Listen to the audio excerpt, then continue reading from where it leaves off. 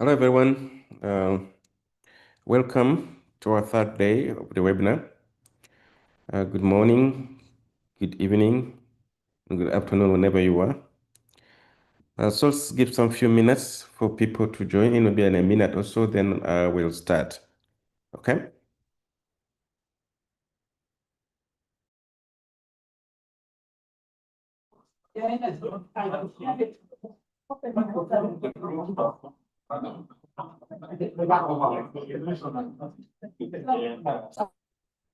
Good afternoon, everyone. Good afternoon.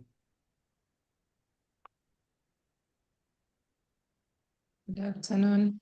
So I think Dr. Apio and Peace, I think you can start and the others can join in as they continue coming in.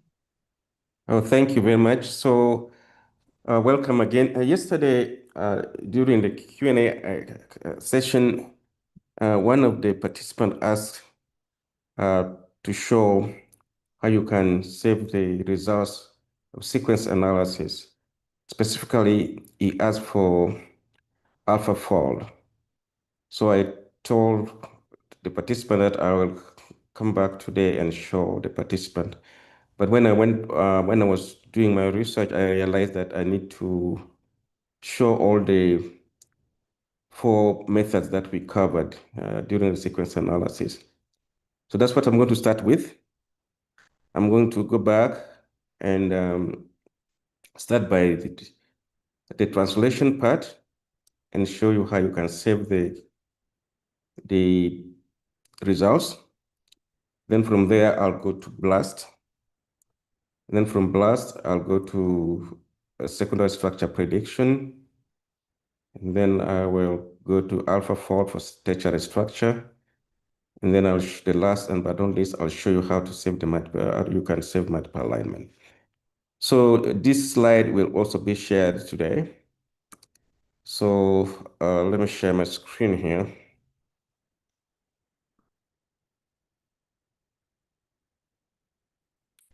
So type 1 if you can see this screen.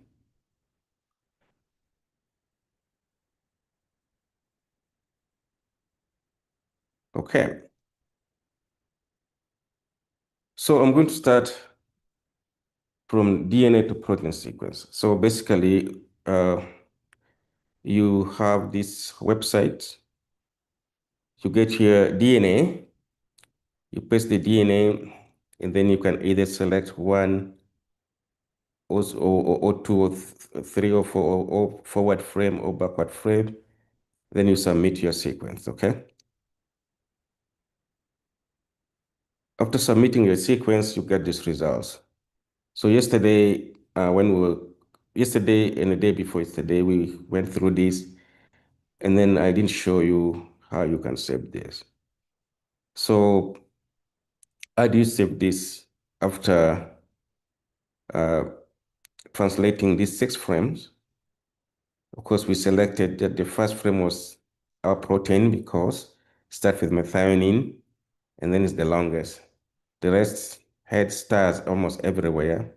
So that means the stop codon appears, so we don't take those ones as our protein of sequence of interest. So this is in colored form. So how do you spell this? So when the results are done, after running your results and you get the output, by default, we'll take you to the output. So you can see here is kind of highlighted blue. But next to the tool output, there's result file. That here I have this red circle here. And then also on the right, you can click and also you can see your submission details. So when you get your results, you can go to here where it indicates results files. When you click on that, it brings you to this window here. In these windows, you'll see tool output. You can download that. You can also download your input sequences, the sequence that you submitted, your DNA sequence that you submitted for translation, and also the submission details that involves your parameters, if in case you change your parameters, or if you use the default, that will also give you the default. And then you can also download the zip format. The zip format will contain all this information. But for this one, I'll just recommend that you download the tool output here. So if you click on your tool output, it will ask you that do you want to allow download from the EBIAC UK?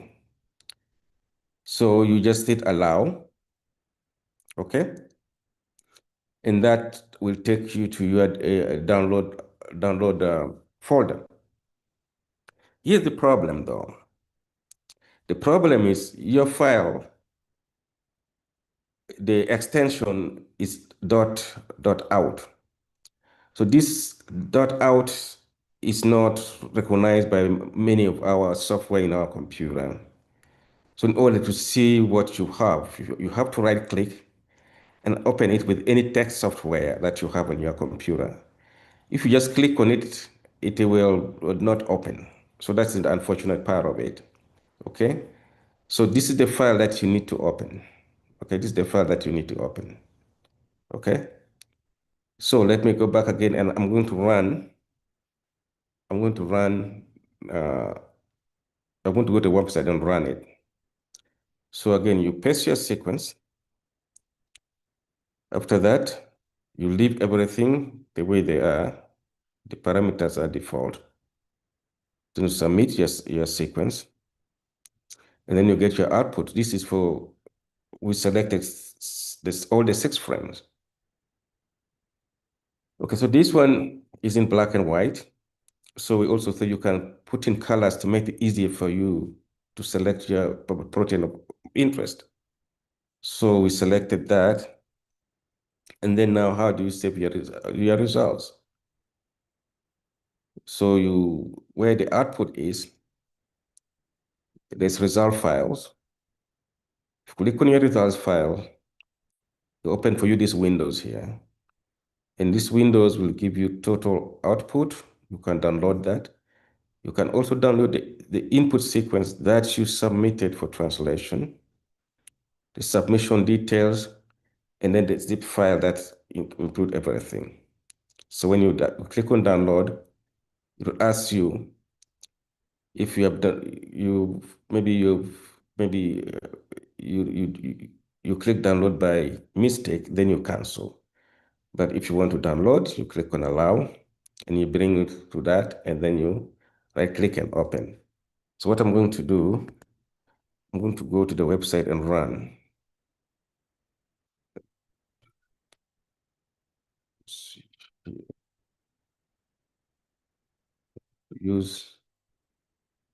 I'm gonna use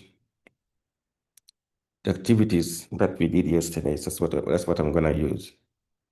Okay, I'm just gonna go here.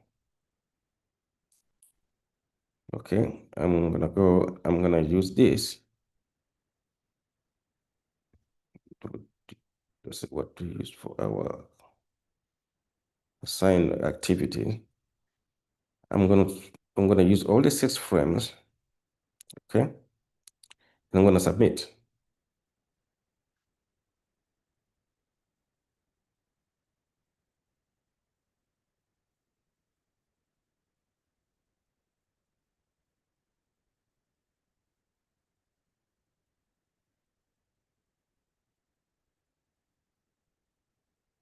A little bit longer.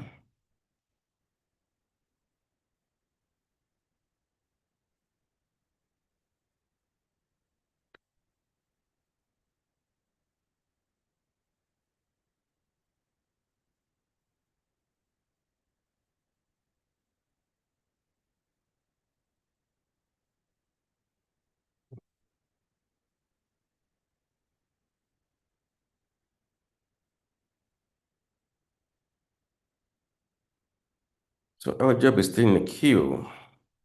Seems like it's a little bit busy.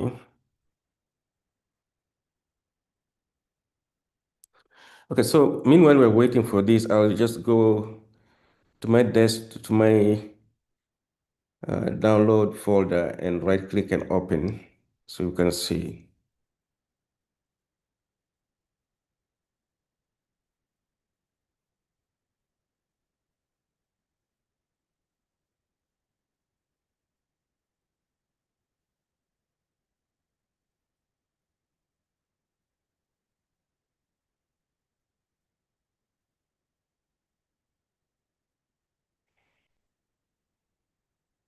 See. Mhm.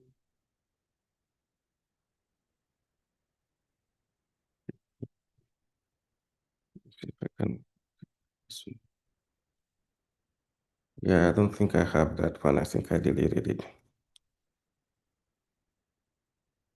Okay, so I'm going to go to the next one. Let's go and do blast. We'll leave this running. Okay. So this one is still in the queue. So I'm going to go and do blast. So if you can see my slide, just type 1 so that we'll run blast and let that, because we're in a queue. You can wait for forever. Okay.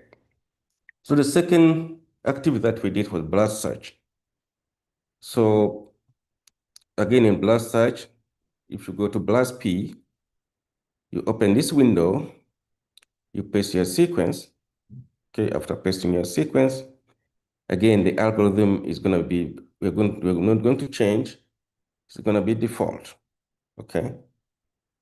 And then after that, you get your results. Of course, you have your e-values, you have your session number, and so forth. And then when you look at the graph, you have your alignment scores and so forth, okay? And then if you look at alignment, you go through and see how they align, percent identity, and so forth. And then if you click on your blast P statistics, it tells you the number of sequences and so forth in the database, the number of letters. So how do you save it? So if you get your results, there's this where it indicates download all. And if you click on that, it will ask you if you're going to save in text, in cluster text, in XML, and all these different file format. So you just have to select one of these. You can also save it in comma separated values. Okay, so I'm going to repeat, I'm going to run blast together. So let's go back. When you go to blast P, it's the window that you get. You paste your sequence here and use just this, do not change, use default parameter. And then after running, you get all this information. You get your cluster, you get your graphic scores, you get your alignment, you get your statistics summary. But then there's somewhere where there's download all. If you click on that, you can download your results in a text format, in a cluster text format, and so forth. Okay. So let's go back and run our blast. I'll also check the other ones if they're still running. Oh, that one's still running. It's okay. Okay, so what I'm going to do, so I'm going to go to activity 2 to make sure that I don't stop this. So to do that, I'm just going to open a new window. So I'm going to go to NCBI. I'm going to go to blast, pblast, so that the other one can still be running. So I'm going to go back and pick our sequence here. So this was activity 2. I'm going to go here, I'm going to copy, I'm gonna paste here. Everything's gonna be default, so I'll just blast it.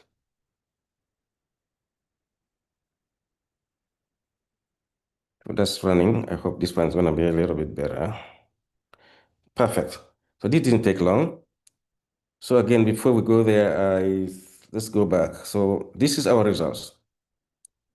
So this is our cluster, our e-value, which is very low, our session number. This is our graphic. Our score is greater than 200, so we have this red, so our first sequence. So this line represents the first sequence, okay? It's our alignment. It's perfect alignment. Our taxonomy. And then we can also go and see blast summary. Nothing has changed yet. Okay, so let's go back here now. Let's go back. Oops. Okay, so this is how you save it. You see this download all, this part here where my cursor is. If you click on this, you select on text, it download you in a text format. Okay. So I would like to go and download in a, so this is our text format. You see, it gives you your score. Let me explain this. It gives you your score, your e-values, and so forth. So I always keep mine in a comma separated value table. Let me see here. So that one's a little bit shorter.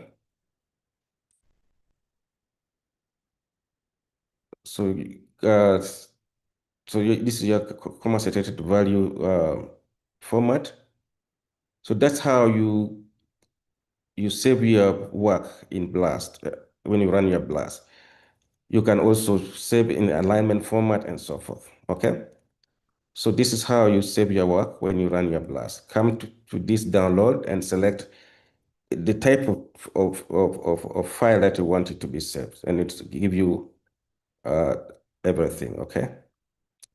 Okay, so that was about our BLAST. Let me check again when well, this one is still running. Okay, that one's still running. It's okay.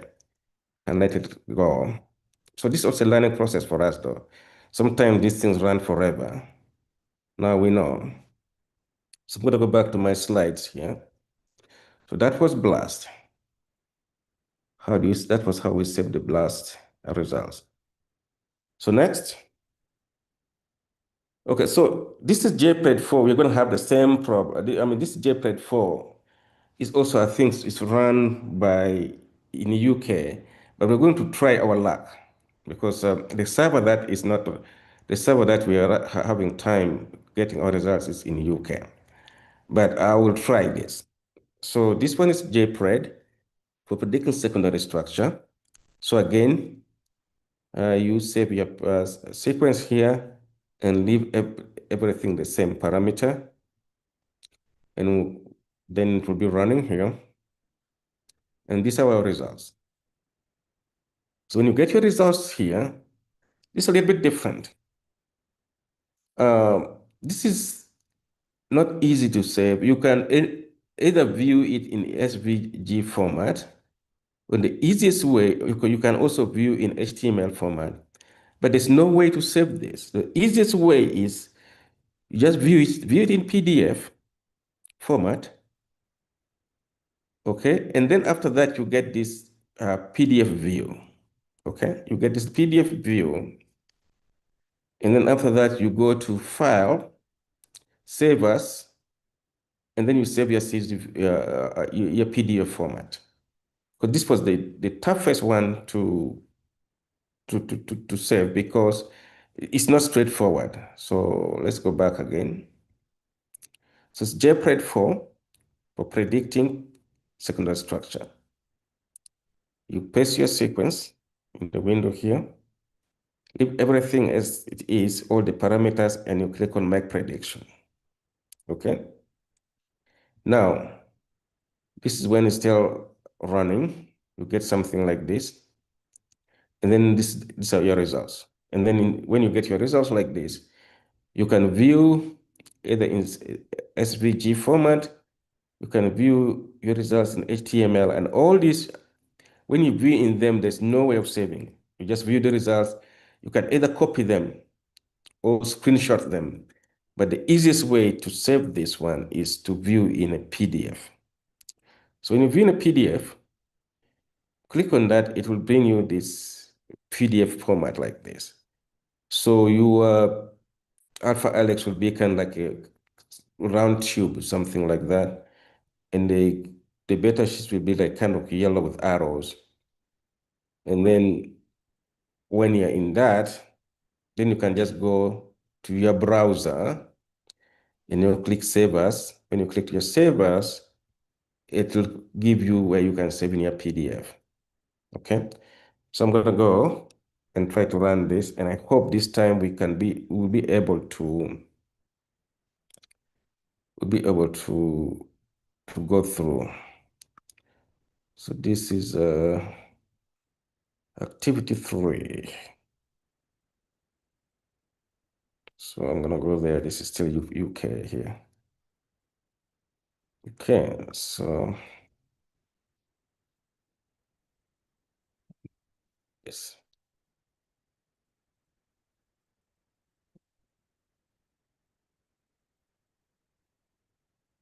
So 3.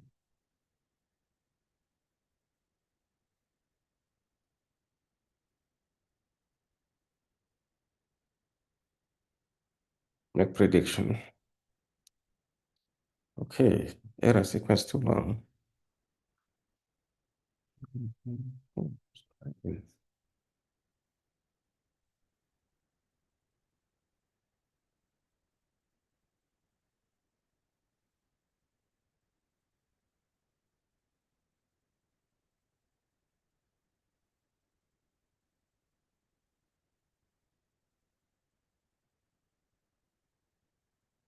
Okay, it's working. So we hope it's not going to take long, because we may be having some case working. That's good news.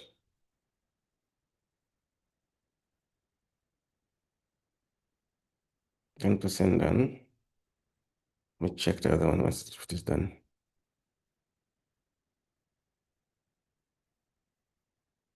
Oops, I think the KiCad's out. That's okay.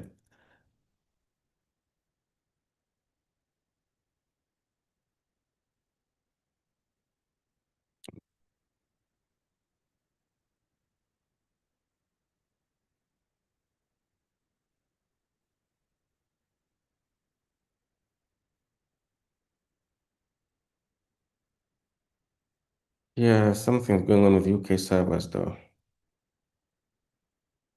Okay, let's give it maybe another minute or so, then we'll move on. We'll leave it running like the other one. Yeah.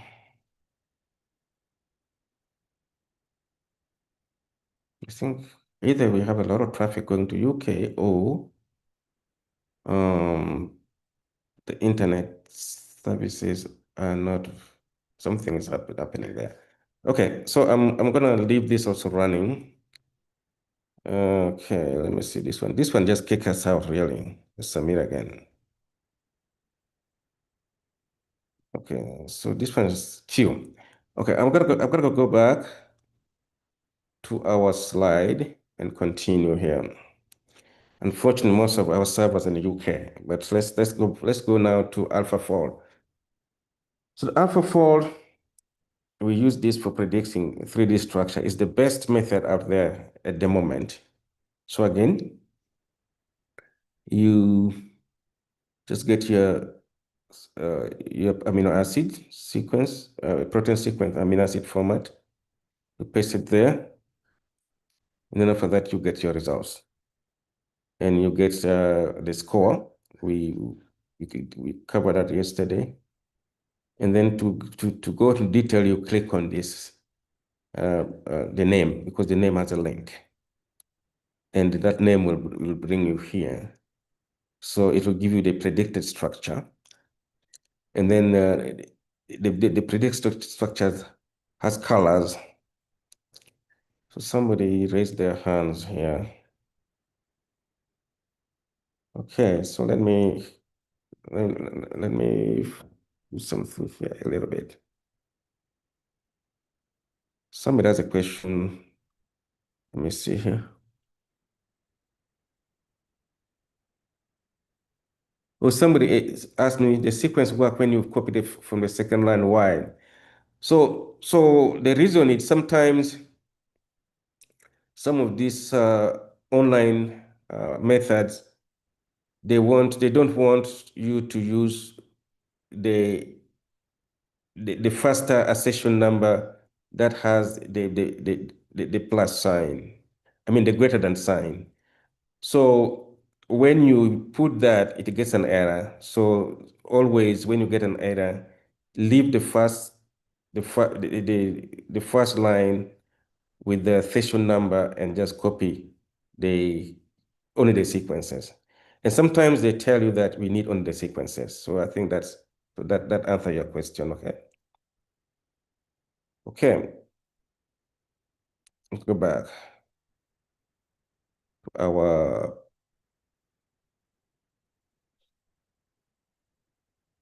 some moments here. Okay. So we were here. We're here for AlphaFold. So the AlphaFold yesterday we discussed that if this is mainly blue, that means a good prediction. But this is where the question came in. How do you save this? So this is how you save it.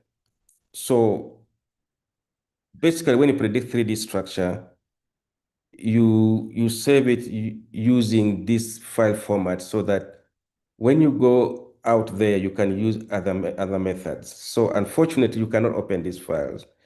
So you can download, you go to download files. You can either download the model data, you can download MCF file, or PD file format, or predicted alignment error. So these are the only file format that you can download. Because basically when you predict that protein structure, the ultimate goal is either to use it for your, assume you're a student or a professor, use it for your publication. Assume you are somebody who works in a pharmaceutical company, you're going to use that for your trying to develop drugs. So you're going to try to find what is the binding site or so forth. So you have to go and use another software. So basically, these are the file format that you can download. Okay?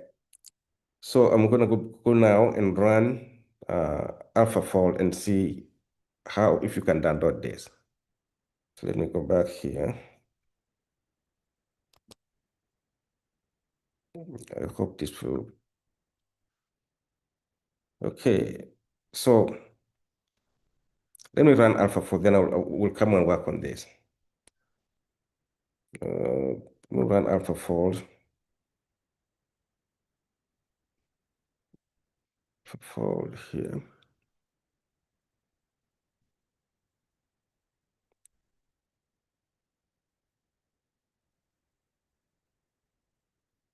I'm just going to copy this link so that I don't disturb the other results that's out. Because we have this one is already out. We're going to come back to this. But before I do that, I want us to run AlphaFold in the background. Okay. So these are AlphaFold. We're going to use this sequence here because AlphaFold doesn't take this first part, the accession number. So we are just going to take on the sequence. I'm going to paste here and we're going to search. So this one just came automatically, but I want us to go and we'll come back here, but I want us to go and save the secondary structure because that one, the results is out. So we'll come back to this later. So this is our secondary structure that we submitted. Okay. So I mentioned about this summary here. If you click on this, this is what you get. But there's nothing much here that you can use for saving, okay? So you can either screenshot this, okay? And then you can also view this in HTML format. If I click on this, so this is HTML format, but again, I cannot save it, okay? So the best is to go to this one here, view PDF. So it's going to give you this PDF, okay? So this is your PDF. You have all the information that you need. And then you come to File, you save as, and then you give it a name. And you save whatever you want. And you're still going to have your PDF. I saved mine on what? On my desktop. So that's the trick of when you're using this JPEG 4. So I advise that you save it using what? Your PDF format. Okay, so that is our JPEG secondary structure. So let's go back now to our AlphaFold. I don't think this one, the first one's still running. So we're gonna go back now to our AlphaFold prediction. This one. Okay. So this was our AlphaFold, okay? So so the top one is our predicted. So how do you save this one? So after this is the protein, this is your score. If you click on this, it will take you to this, okay? Take you here, and now you can go through and get more information, but here's where you download your files on top here. You see that? You can download the model data, you can download this, you can download this, you can download that. I'm not going to download them because I don't have the software to use, but there's other software that you can use them. So you can download all of them, okay? So that's how you download your results from your AlphaFold. So the last one that we're going to cover is our multiple sequence alignment. So go back to our slides.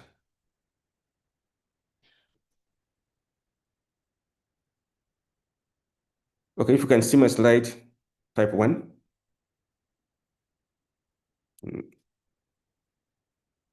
Okay, good. So our last sequence analysis was on multiple sequence alignment, okay? So multiple sequence alignment, we use what is called cluster omega. So that when multiple sequence alignment, you have to have at least from 3 protein sequences and above. So what we did, we had, I think, like 13 protein sequences, and we pasted those in this window, and we selected our protein, because you can also align your DNA or RNA. And again, the parameter we just left the parameter as default. Then after submitting, had running like this. So my worry is, we hope this will work. And we got our alignment, or we already explained what the stars means, what the columns mean, and so forth. And then again, we went into colors. Okay, so this is how you save your results. So it's the same server. So you have your output it's blue, and then you have the alignment, the guide tree, phylogenetic tree, results viewer, and this is what you need to results files. When you click on your results files, it will bring you all this, like the one for translation, because I think they're the same server. But with this one, don't download tool output. Download the zip file. Download the matrix, percent identity matrix. You just download this one. For downloading that one, it will give you something like this. And then when you open that, you go to the first, all the files that are on that folder, you go to the first one. Unfortunately, you again have to right-click it, because the the file extension is cluster_num. So you have to right-click that. Then when you right-click it, it will give you what? It will give you the alignment. So let's go back again. You open the server, you paste your protein sequences, you tell the job is running, then after that you get your results. And this is black and white. You can also see your results in colors. And then this total output is the default, that's why you see a black and white. But and to the right of that, you have alignment, you have guide tree, you have phylogenetic tree, you have results viewer, and you have this one, results files. And you click on that, it's going to bring you all this, and then you download this one here. If you download that, it will go to your download folder, and then this folder, you open that folder, then the first one is what you need to open. But since it has an extension .cluster_num, it is not going to be easy for you to open with any other software. You have to right-click on it and then you open it. Let me try to run that. If you succeed, then that might be okay. But if not, it's because it's the same server. Okay, let's try here.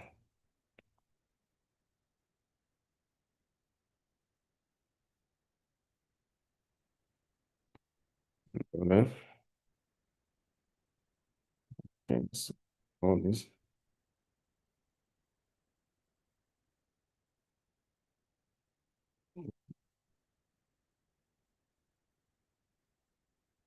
Let's do our best here and see what will happen. Yeah, this is going to take a while. Okay, so it has gone to queue. Okay, so I think we have spent almost an hour here. So let's keep this running, and we go to where we left in metagenomic yesterday. Okay, because I think this server has a problem. But I will share the slides with you tonight so that you can do that in your free time. Okay. Go now to where we stopped yesterday.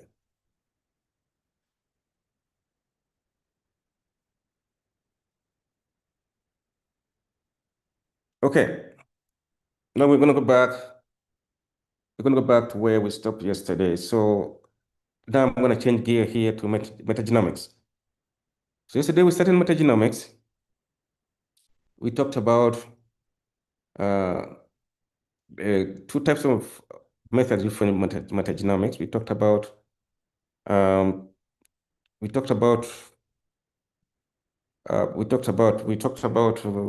targeted metagenomics.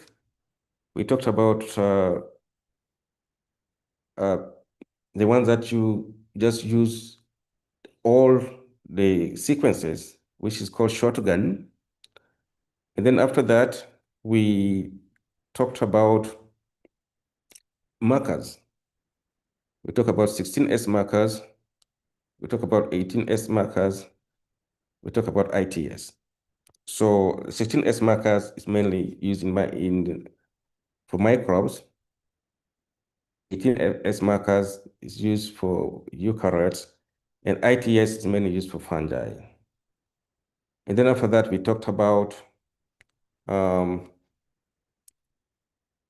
relative abundance, how you calculate relative abundance. And then we also talked about OTU. And then we talked about diversity, two types of diversity, alpha diversity, look for diversity within sample, and beta diversity, for diversity among samples. And then after that, we talked about downstream analysis after getting those OTUs. We talked about t-tests, ANOVA, principal component analysis, principal coordinate analysis, and so forth. So yesterday, we introduced metagenomic in theory, but today we are going to do practical. We're going to work with RStudio to analyze the data that we downloaded yesterday. So how do you analyze metagenomics data? So the top part here is done in the lab with an experimenter. So for this webinar, we're going to do amplicon sequencing. That's targeted. We're not going to talk about shotgun. So you collect your data, your samples from the environment, you take to the lab, you extract your DNA, use these markers, you send that for sequencing, and then after that, it comes back, and that's where the bioinformatics starts from.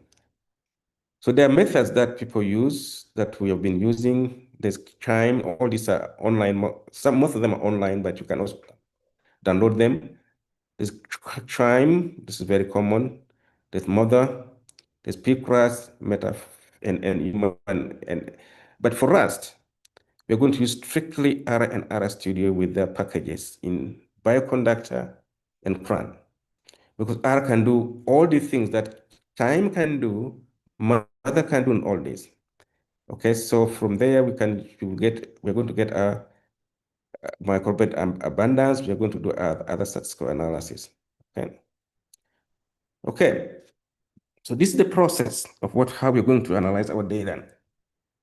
Yesterday I talked about multiplexing. So what's multiplexing? Multiplexing is basically putting codes so that you can identify your sequences, because running a sequencer is very, very expensive. So you cannot only run few experiments from few labs. So if somebody's going to sequence, they have to put those codes so that to identify them. So that's called multiplexing. So after when you get your sequence, you have to be demultiplexed. That means the codes have to be removed. And then always, what does the join pair mean? So when they're sequencing, remember when we talked about this, the forward frames and the 1, 2, and 3, and 4, 5, 6. So when they sequence, they do forward and reverse. So the data set that you downloaded yesterday has both the forward and reverse. And then that join, and then, but we are going to start from here. So the sequences that you have, they already did, I mean, the company went through all this. So we are going to start from here. So we have this software and R Studio, but we have all these packages. We're going to, in the next few slides, I'll show you what each package does. So this data tool, the noise, that means basically cleaning up the sequence. And then in the end, you get your feature table, which is, for our case, it's going to be applicon sequence variance. So this table, like yesterday when we did relative abundance, will give you the number of counts of each sequence, of number of counts of that per sample. And then from there, you can now do your differential abundance, you can do your bar plots, heat map, you can use diversity, you can use statistical plot, okay? So you can also, from from this product of data tool, you can do taxonomy classification. We'll talk about taxonomy, what taxonomy means later. You can do alignment, you can do phylogeny, okay? And we're going to go through these steps until from the samples that somebody samples, sent to the lab, and we send back the sequence. We're going to start from cleaning the reads up to when we get our results, okay? So the package, there are very many packages for metagenomics. So the ones that we're going to use here, they're not on the only package is that we have. Okay, so we're going to go through each package first. So what does data 2 does? So what it does, it defines exact amplicon sequence variants, which I will explain later, from next generation sequencing data. So how does it work? It takes the raw FASTQ files that has come from the machine, those files that came from the machine. It cleans all the errors that include substitution, chimeras, and it produces the amplicon sequence variants. So amplicon sequence variants because you are using amplicon method. So like for this one, we use 16S. So 16S yesterday, when I showed you, it's 1,500 amino acid long. I mean, base pairs long. And then they have V1 to V9, and then you can use those V's because they have variability, and that's with each bacteria is unique for that. Okay, so it also what it also does to it also help to assign the bacteria into that. So it's available from bioconductor. It's not from plant. Okay, so it's also assigned taxonomies to the database. So this is what this package does, data2. So other packages that we use, one is MSA. That's also bioconductor package. It performs multiple alignment of sequences, either DNA, RNA, or protein sequence. One of them is called Fagon. So this one is for doing phylogenetic analysis, including pre-inference and evaluation. And one of them is called Phylo6. So what Phylo6 does, it gets all the information from what other packages have done. It combines the OTUs, OASVs, the taxonomy, and also your metadata. So we're going to discuss all the data that we downloaded yesterday. To do metagenomics, you have to have all those. And then there's one called APE. So this one handles phylogenetics and information analysis, including pre-manipulation. Also, it does some simulation. And Vegan, this one performs diversity analysis and also do some principal component analysis and so forth. And then the last one we used that when we were covering in data science model is for post hoc multiple comparison test. Okay, so I wanted to go through these packages because you downloaded them yesterday. I think some of you even installed them. So these are the packages we're going to use. Okay, so when we were doing sequence analysis, we use mainly FASTA file. But when you're doing metagenomics, when you're doing RNA-seq, when you're doing genomics, you're using high throughput sequencing. Then high throughput, that means you're getting your sample, you're sending those samples to be sequenced by either Illumina or PacBio or Nanopower. And all of them will give you, your sequences will come back in a format called FASTQ file. And that's what we're going to use in metagenomics. That's what we're going to use in RNA-seq, which we're starting tomorrow. And that's what we're going to use in genomics, what we're doing on Friday. So we have to know what is a FASTQ file. This is what a FASTQ file looks like. A FASTQ file starts with a greater than sign. A FASTQ file starts with a hash. So this is this is the line for identifying it. Start with a hash. And the second line is now your nucleotide, the DNA. And the third line is separator. It's always a plus. We don't know why. I don't know why. And then the last line is your quality score. So each of this nuclear DNA is assigned certain score from the machine.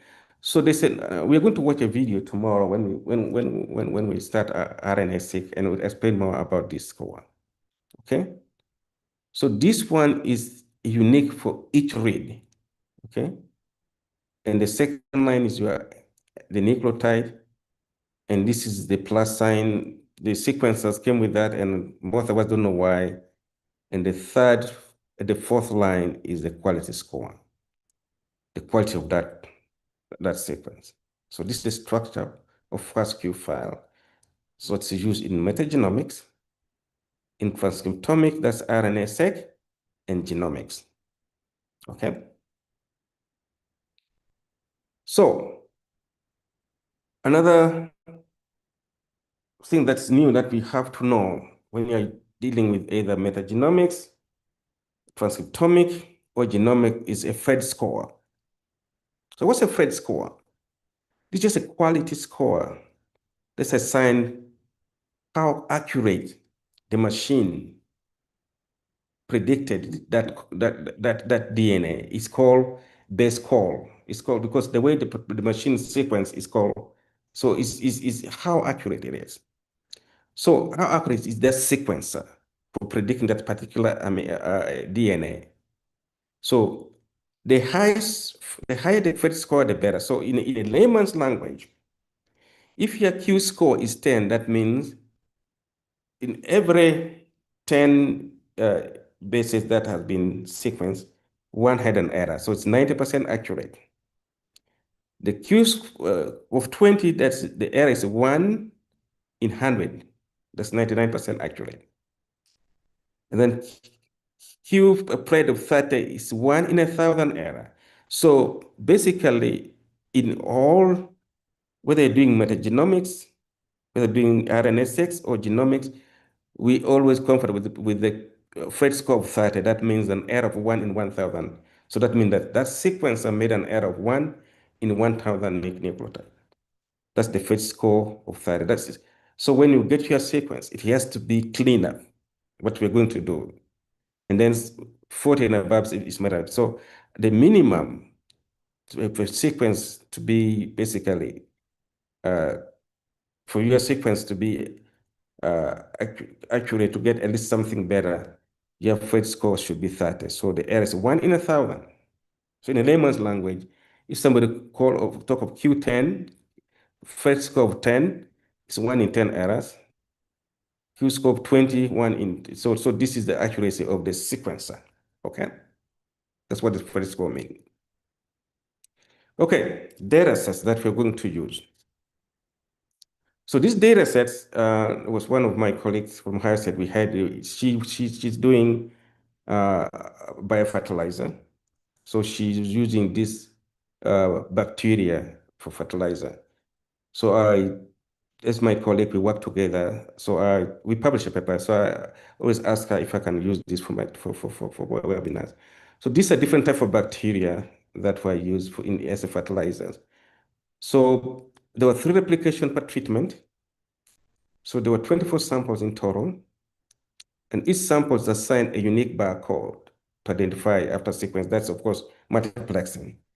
And then, of course, they had to have primer because this is amplicon or targeting. And also, all was sequencing using what? Using Illumina. And the output was all the output was in FASTQ format. Okay. So this sequence was sequenced on the region of V4. Remember when I showed you yesterday? Because V1 to V9, so it was 16S was the marker. Was used, what was used was only what? V4 region. I will explain the metadata. So the sequence that you downloaded was this sequence underscore faster zip. So this is the sequence that we got after sequencing. We also downloaded other files we'll talk about later. We downloaded metadata, RDS file, and also these are the databases, okay? So before we go to analysis, let me go and talk briefly about the metadata. Okay, let me go and talk briefly about the metadata. I can see where my metadata is.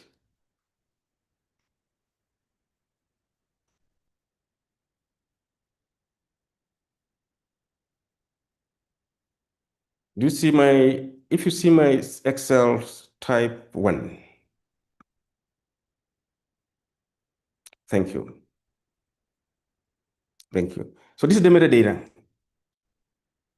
So the sample, we have 24 samples. This is sample 1 up to sample 24. So these are our barcodes, okay?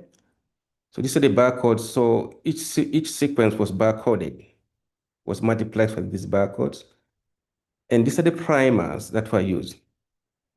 These were the primers that were used. So these are the groups. So these are the replication, okay? So this is very important when we are doing our analysis. So this is basically our metadata, okay? It's our metadata. Okay, I want to show you now the sequences. So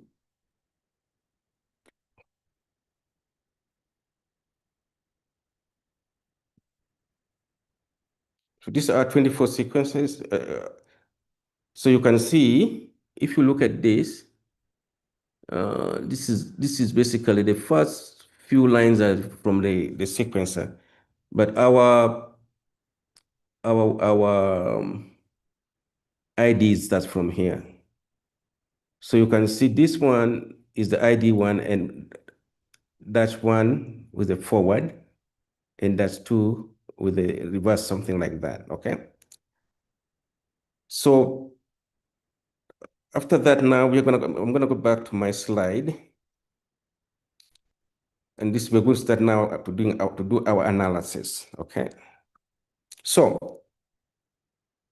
we are all going to open our R Studio. Okay, we're going to open our R Studio.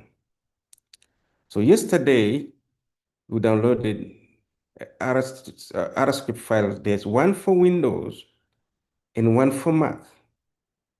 So if you have Windows computer, use that for Windows.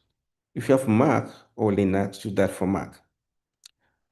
So let me see if I can go to, this thing is still going on. Let me see if I can go to, let me see if I can go to the folder here. Bioinformatics folder, where you downloaded yesterday. I'm going to show you the real file that you need to.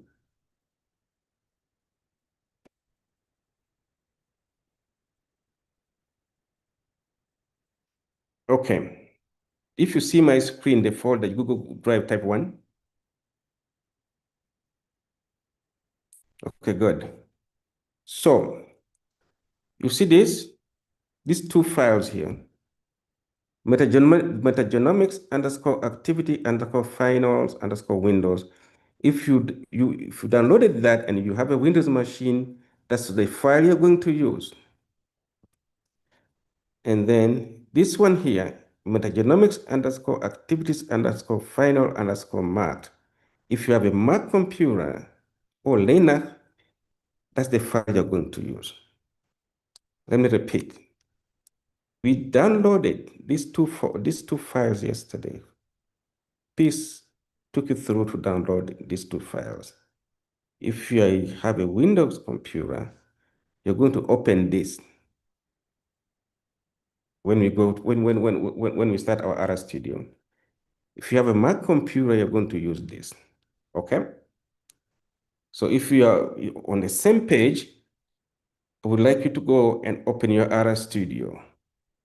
And make sure you are in your Bioinformatics project. Make sure you're in your Bioinformatics project and open your R Studio, and then we're going to start doing metagenomics, analyzing the data that I just, the samples that I just discussed with you. We're going to do that together. Okay? So I'm going to go and open my R Studio. I'm going to clean up everything. Okay. I'm going to clean up everything first. And I'm using Mac, by the way. So, but it doesn't matter because the script is the same. It's just there's somewhere where Windows doesn't have a threading and it has to be fault. So I'm going to clear my console. Make sure you have all these 4 windows, okay? And when you open your project, it has to be in your bioinformatics project, okay? If you see my 4 windows, type 1, and then if you see that and you open your RStudio, you have the 4 windows, type 1. If not, I'll tell you how to get the 4 windows. Thank you. And if you have opened your RStudio and you have 4 windows, type 1. If not, I will show you how to have the 4 windows. So if you don't have 4 windows, go to this one and press show all pane, and then you just have to adjust. See what I'm doing? Because when you go to show all panes, it will adjust itself automatically. Then you have to adjust, okay? So if all of us are here,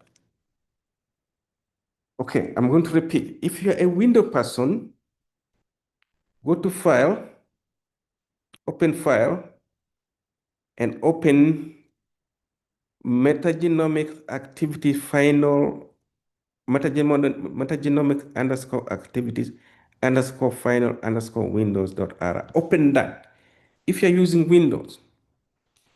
But if you're using Mac like me, or you're using Linux, go to File, open, and open Metagenomics underscore activities underscore final underscore Mac. So I'm going to give you some times, at least 2 minutes. And if you have opened like this, then type 1. But I'm going to give everybody 2 minutes, okay? 2 minutes. Let's do that.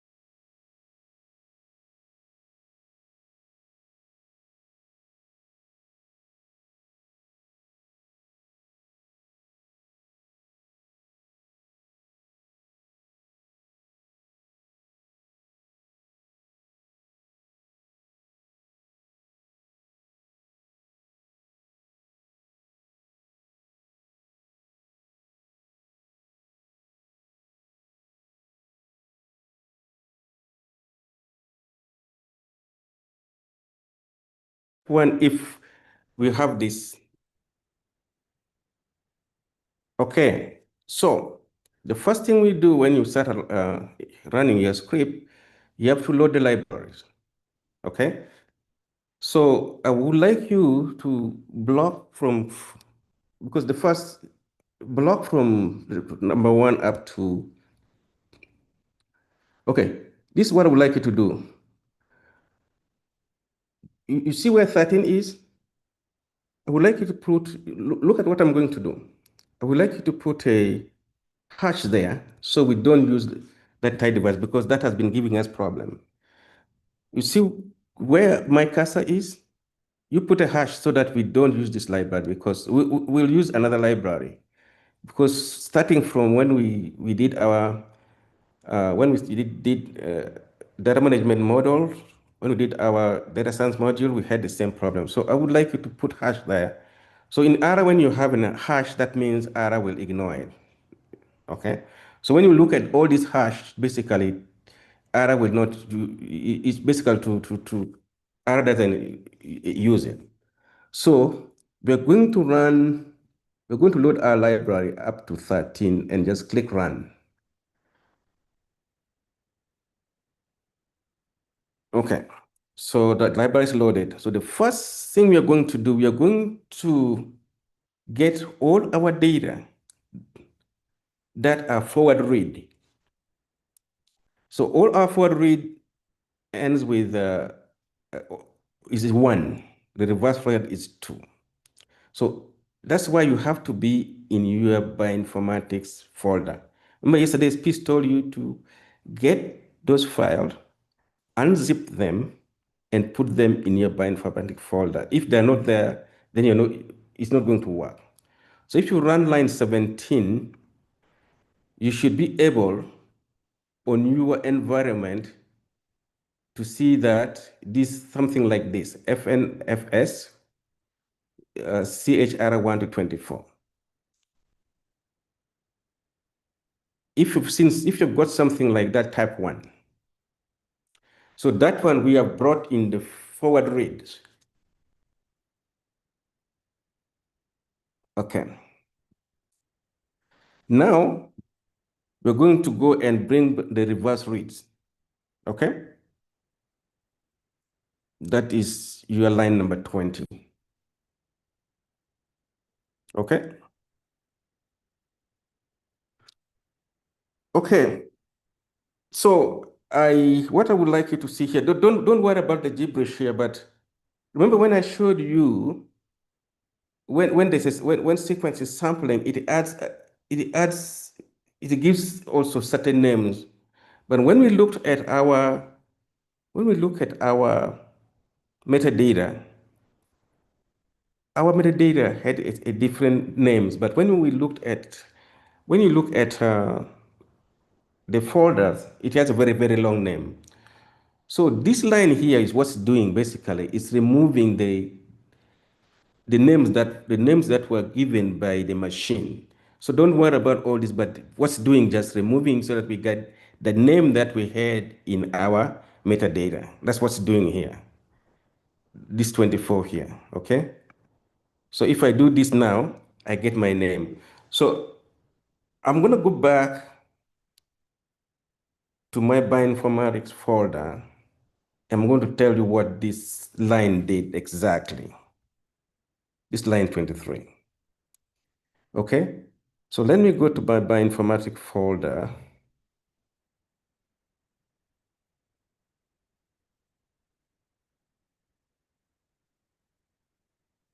You see this? Oh, let me start with my metadata. Let's start with my metadata first. What is this? This is my metadata. So this is my sample ID. Okay? So this is my sample ID. But when these samples were sent to this sequence, also the machine has to add the barcode, but also machine had to add other information. So when I'm doing the analysis, I need to get back these IDs. Okay, so this is my original ID. But now, when I got these sequences from the company, you see, this from here up to here, this was added, all this was added by a company, but I don't need those. I need to get back these ones here. That's exactly what this line did.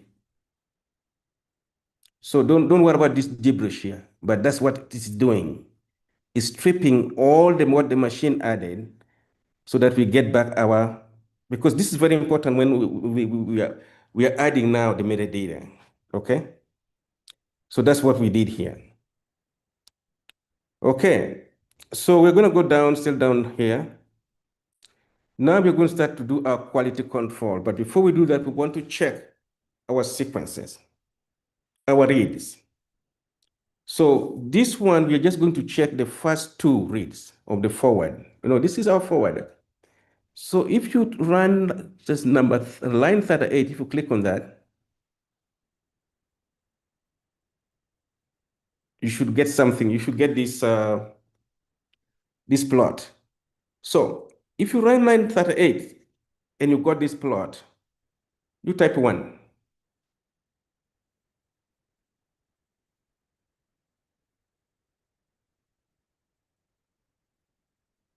Okay, somebody type 0. I'm going to go back and repeat. Okay, let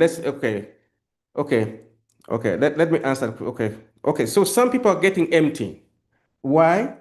Because you are not in bioinformatics folder.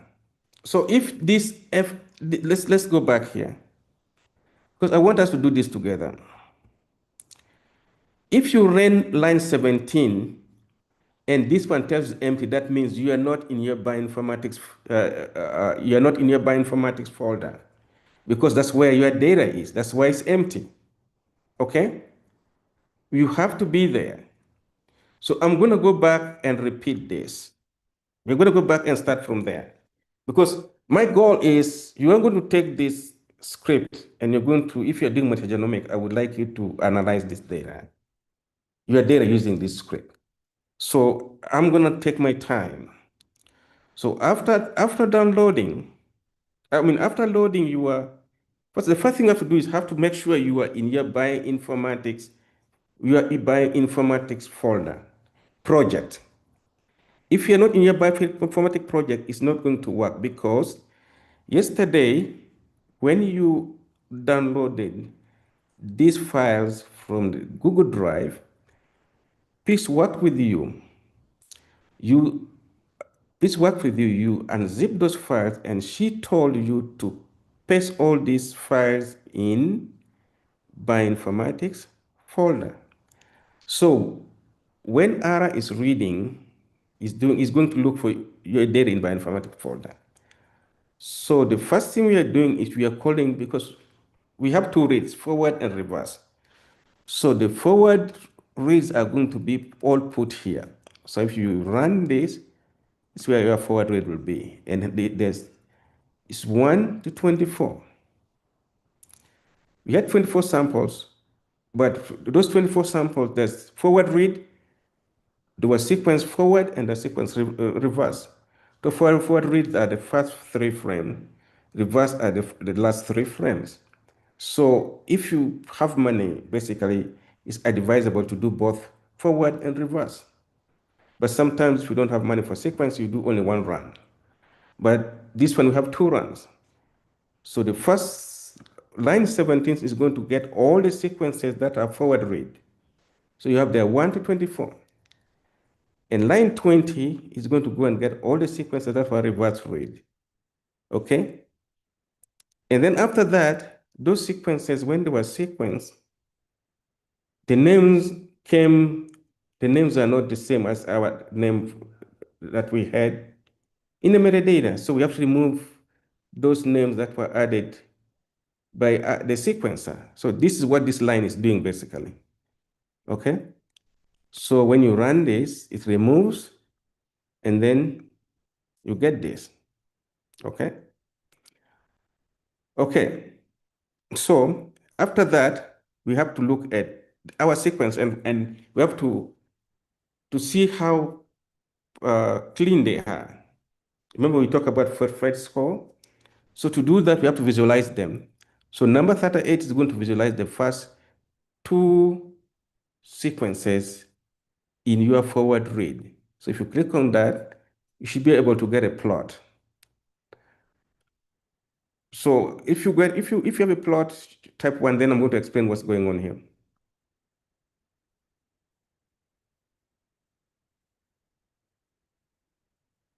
Okay, so I'm going to go back to my slides. I'm going to explain what's going on there, okay?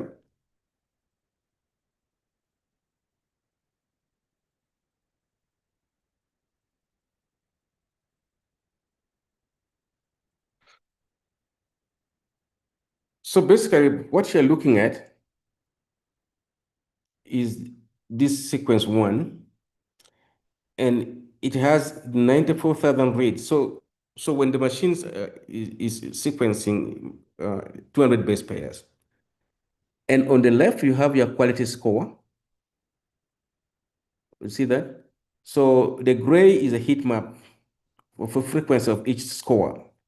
So the frequency of 30s are here and so forth.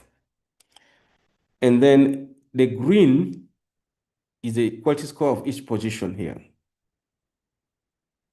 So what we would like to do, all the sequences that are below 30 score has to be removed, okay?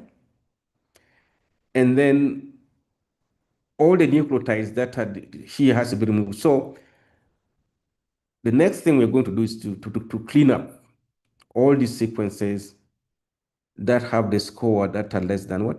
30 Fred, okay? So this is still our raw sequence. So our first file has 94,148 reads. Okay, they're short reads. Okay. So I'm going to go back now to my to Ara Studio, then we continue from there. So these are all the 24. And you can see that almost similar pattern here. Okay. So almost similar pattern. So what we would like to do is work with all of them and clean them up. Okay. So go back to Ara Studio. If you see my Ara Studio type 1,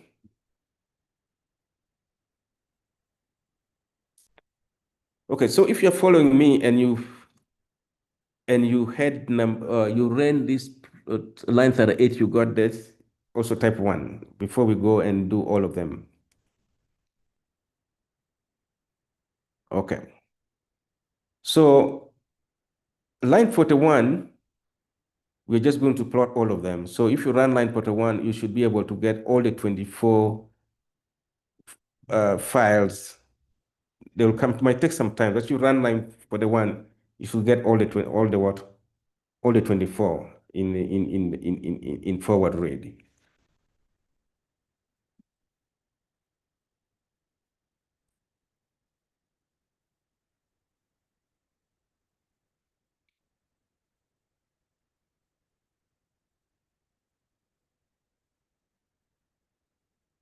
Okay, so, somebody say error plot Q couldn't find function. Okay, if you can't find function, that means you did not load your library. Go back to, let's start here from here. Go back from here. Start with this. Start with line 5 first before you do anything, because if you don't load the library, none of them is going to work. For start running line 5 to 12 first. That means you're loading the library. Somebody's lost. Okay, I'm going to start again. So what I discussed yesterday and today in metagenomics, we are now doing it practically in R. Okay? So somebody said there's no package called boot biostring. Okay, so you can install biostring. I think should be part of the one of these packages. So what you can do, you can go to package install, and then just tap biostring here. Biostring, let me see if it is unless it's a bioconductor one.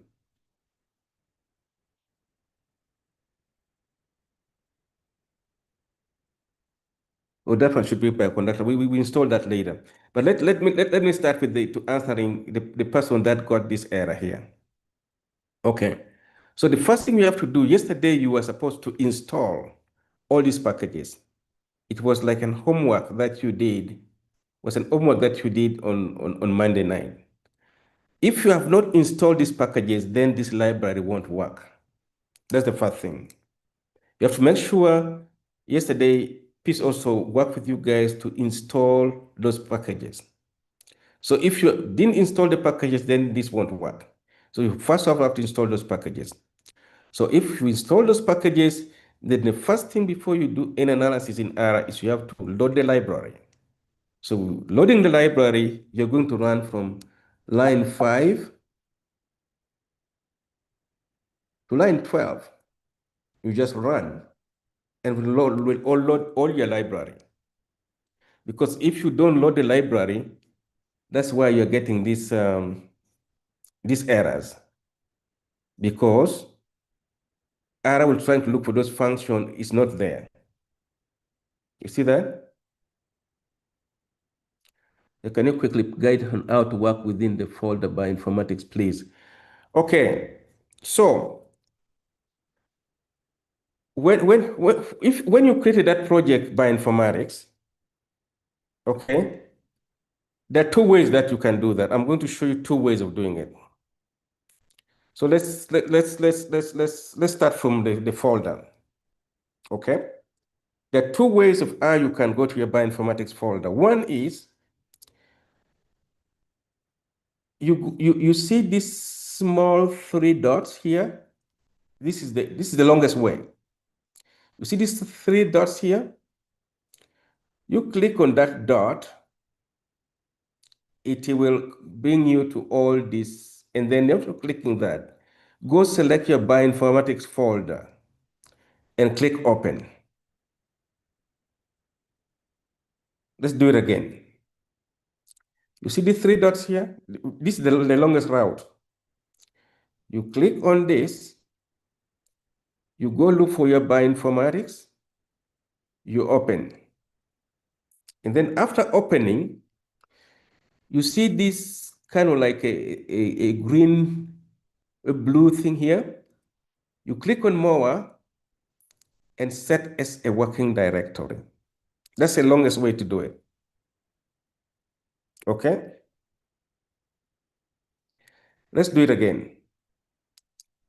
You click on the three dots, you look for Bioinformatics, you open it, you go to these things like a wheel here, click on more, and click on set as a working directory. Okay, now, are you with me here? I would like you to look at your console, your lower left, at your console. The last two, there's something that says set WD and then desktop Bioinformatics. You see that? If you see that, type 1 on your console.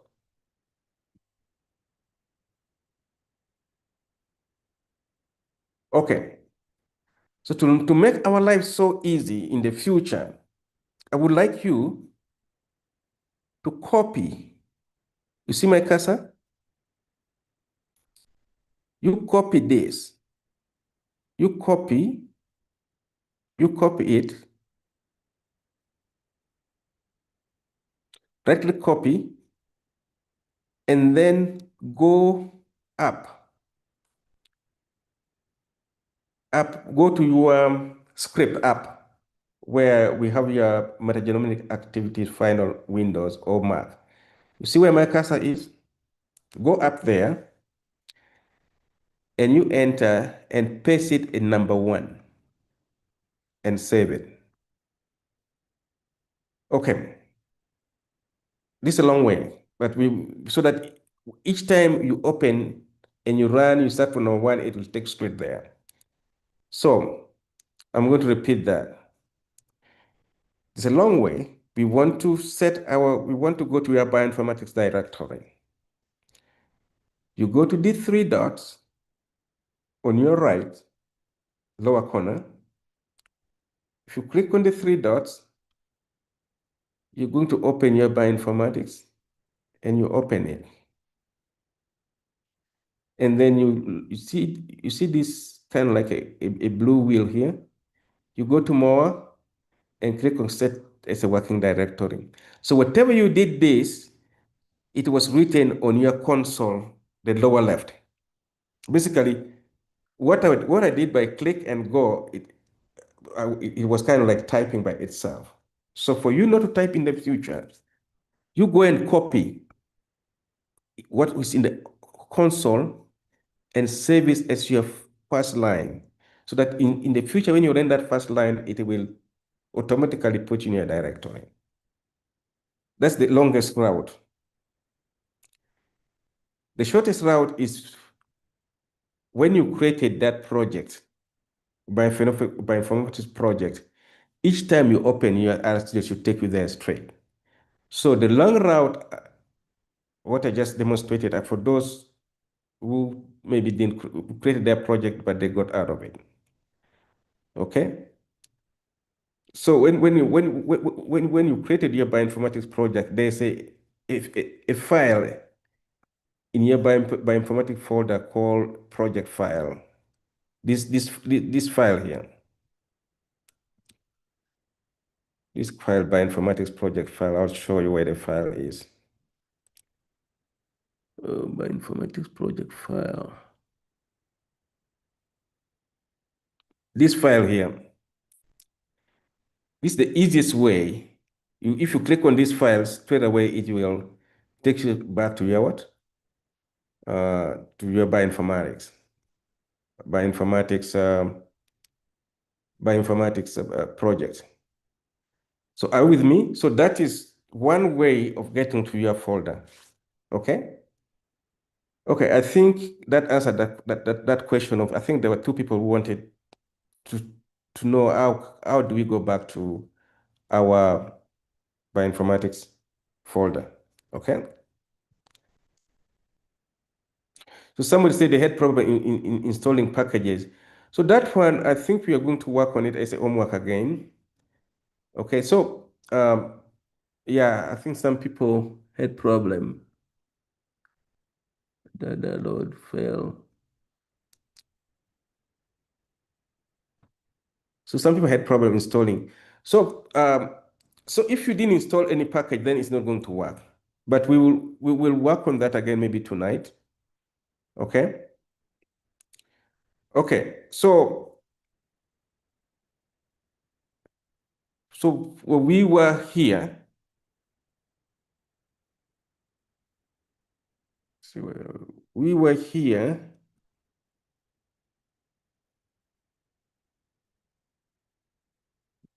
Okay. We were here. So we plotted.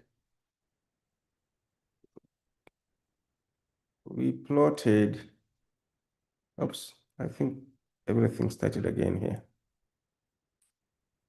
I need to start mine again.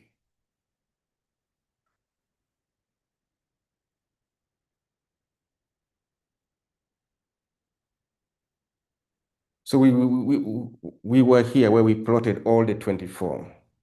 But now we have to clean. So what are we doing? We have to get rid of all the reads that are below here. Because that's what we cannot use them because they have very low quality. Okay? So that's where we come to filtering here. Okay? So we are going to filter. So I would like you to run from 51 to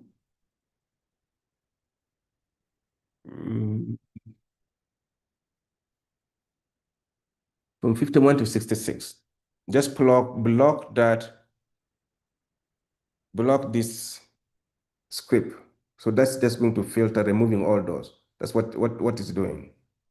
And it also is going to remove those, and then after that, it's going to we'll do the cleaning. Okay, that might take some time, but I would like us to run that. So what we're trying to do here is to make sure that we remove all the sequences here that are below Fred of status score, because we remember when we talked about the Fred score, we need at least to be sure that our error is 1 in 1,000. So anything that's below here has to be removed in all of those sequences, okay? So that's what we're going to do when you run this line here. Might take a while, okay? So let's run that. And meanwhile that's running, we'll go back to our slide. So I'm gonna run that, and it might take some time, and just leave it running. If it's running and you see this red thing going there, just don't stop it, okay? We'll go back to our slide.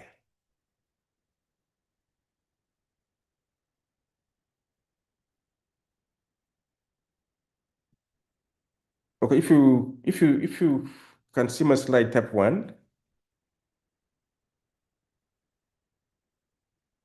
Okay.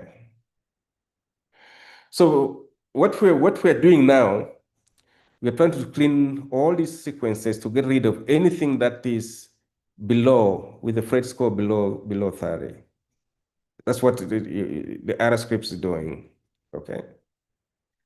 So after cleaning the sequence, we're going to go to the next step. Okay, we're going to go to the next step. So why are we cleaning the sequences? Because DNA sequences introduce small mistakes.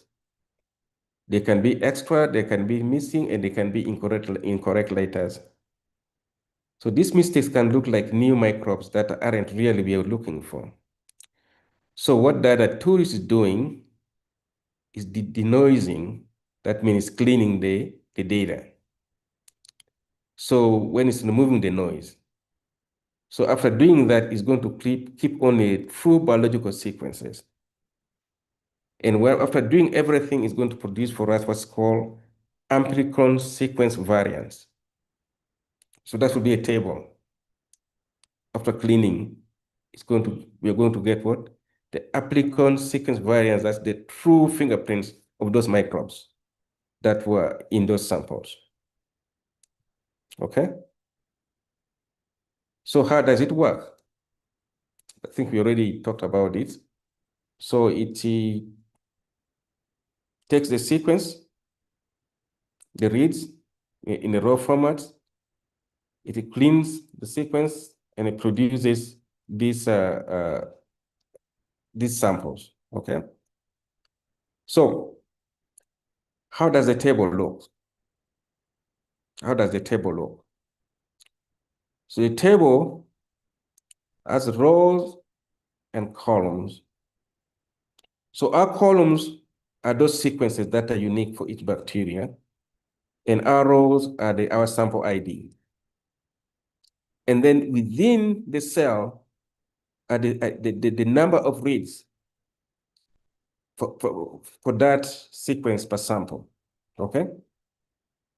So this is an example. So after running what our script is doing, this is what we're going to end up with. On the right, we have our sequence, our sample ID. You see, this is showing row 1 to 14, but we have 24 entries. And then the columns, we have 1,230 total columns. And each column gives you the different type of DNA. And this is a signature for each type of microbes. A signature for that. So where did the signature come from? From our reads. Where did the reads come from? From the sequencing. Where did those samples come from? Those samples were taken from soil because they were doing by fertilizer. So my colleagues did the experiment. After doing the experiment, she got the samples, sent the sample for sequencing. They sent us back the FASTQ files.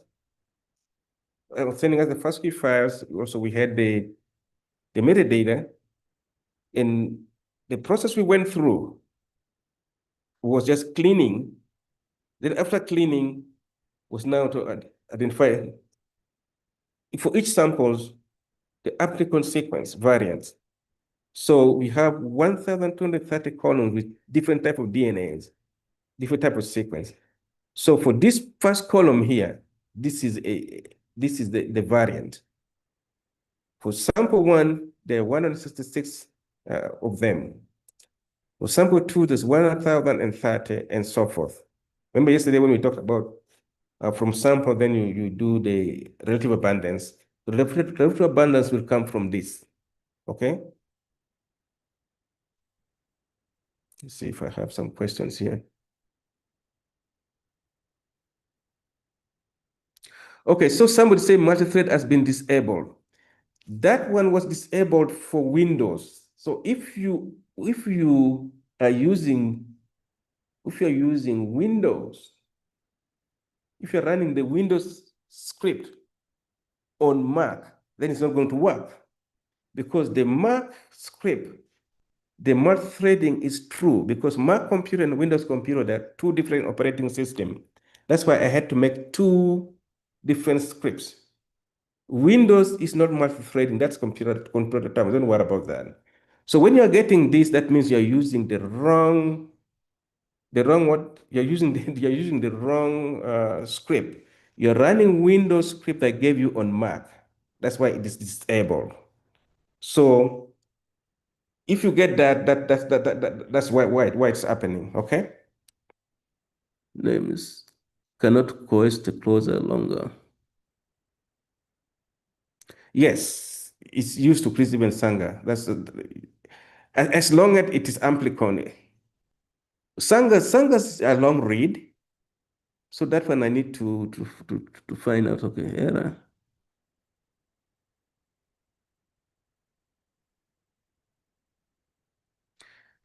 Let me first read this error here.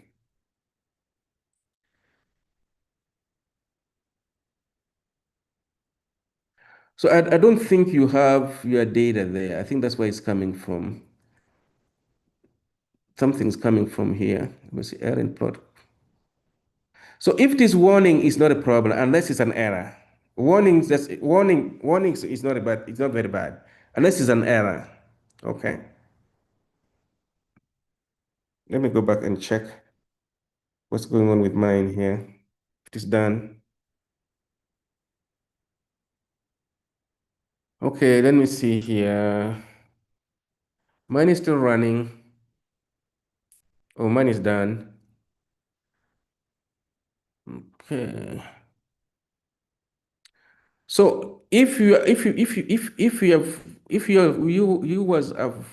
done up to line 65, let me know. And then we are going to go back to our bioinformatics folder. I'll show you what happened. Okay. So let me go back to bioinformatics folder here.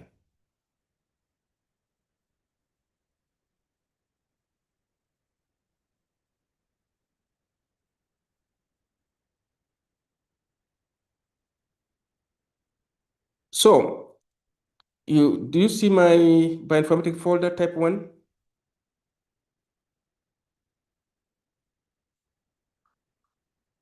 Okay, good. So this is what happened. So these are our original data here. This one here, this sequence are original. Okay. All they are 48 because they are forward and reverse. So what Ara did after cleaning, it created another folder called filtered. So all the good sequences are now in filtered. So if you ran and you got filtered, so these are now the clean sequence that will be used for our analysis. And you can see that they have become smaller. And I'll show you in a minute how they look. So these are the clean sequences that have been cleaned using our R. So these are the original. I don't want you to delete them. So these are the ones that had some bad sequence, bad nucleotides. But these are the clean ones, okay? So I'm gonna go back to my slides and show you how they look after cleaning. Let me see here if I have them somewhere. I don't think I have them, but I'll show them later. So basically, all this have been cleaned. Okay. So now we have our clean sequences. So after cleaning, now we can go ahead and start doing another process. Okay. So let me go back. Okay. So now after cleaning, we have to assign taxonomy because we have these sequences, but we don't know where they belong. We clean them, But right now we don't know where they belong. So we have to do taxonomy. So taxonomy is basically naming or classifying an organism. So what data does, it takes the variants that it has created, and then now it uses the databases, the silver databases, it's like what we did BLAST, to go and find similar microbes in the reference sequences. Okay, that's how it does. So what data does? We had silver yesterday. We downloaded 2 silver files. Okay, so to do that, because I showed you a table with all these columns with only the DNA, but it will not help if you don't know where they're coming from. So what's the good thing with taxonomy, it assigns where the DNAs are coming from. So it tells you which organisms are present. Is it a bacteria? Is it a fungi? And so forth. So why is it important? Remember, we have all these treatments. So it's going to tell us which treatment has what type of what microorganism. Because if we don't have those databases aligning to our sequences, we won't know anything about that. Okay? So yesterday we downloaded 2 files. One was silver_NR99, this one here. That was the database. The second one was this. So the next step is we are going to do taxonomy. It's going to assign. But this take hours. Sometimes this takes 6 hours. So what I did was I had to run it and then save the results in what's called RDS file. Okay. So yesterday you also downloaded RDS file. So I want to explain what RDS file is. So this whole metagenomic process on a laptop might take 3 to 4 days. On a high performing computing might take maybe a few hours. So since we have only 1 week, I had to do some of this. I had to run some of this on a laptop. But to do that, I had to save my run in an RDS file. So RDS file is basically a file format that is used to store an object. And it's a binary format, and it has this extension here. So to save your file in RDS, use this here, save.rds. For example, if I run my model and I want to save it in RDS format, I just use saved RDS, and this is going to be my model, and this is going to be the file that's going to be saved.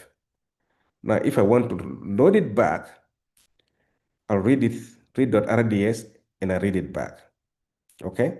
So it's very commonly used in machine learning, in storing large process data set that I did here, and then for sharing. So instead of us running this ourselves, I use the RDS file now so that we don't take much time. So I want to explain to you what these RDS files were. So yesterday you also downloaded RDS files. Okay, we downloaded these RDS files and we're going to use these RDS files. Okay. So you downloaded these RDS files. One of them was SIGTab no chimera.rds. So this one was the final count after running. It has the taxonomy and it also has the phylogeny. And then one of them is text_A_RDS. That one has taxonomy up to genus level. Another one is mass RDS. That one is for multiple alignment. And one was fit GTR RDS. That one for phylogenetic tree. And the last one was PS.RDS. That was combine everything, ASVS, taxonomy, tree, and metadata for plotting diversity. Okay? So instead of going through all this for days, I did that and saved them in RDS format. Okay? So so why we have this RDS file? Because by using our computer, we needed more than maybe the whole week of doing this, only metagenomics. But we have only 1 week to cover metagenomics, RNA-seq, and genomics. So that's why we're using RDS files. Okay? So let me go back to your RStudio. If you can see my RStudio, put 1. Then I'm going to explain what this RDS file came from, where this RDS file came from. Okay. So don't run anything. Just follow me. Follow my cursor.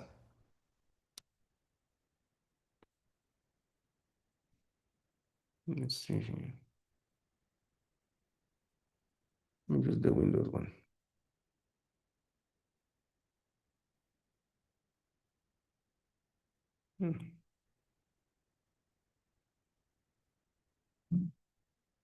Okay.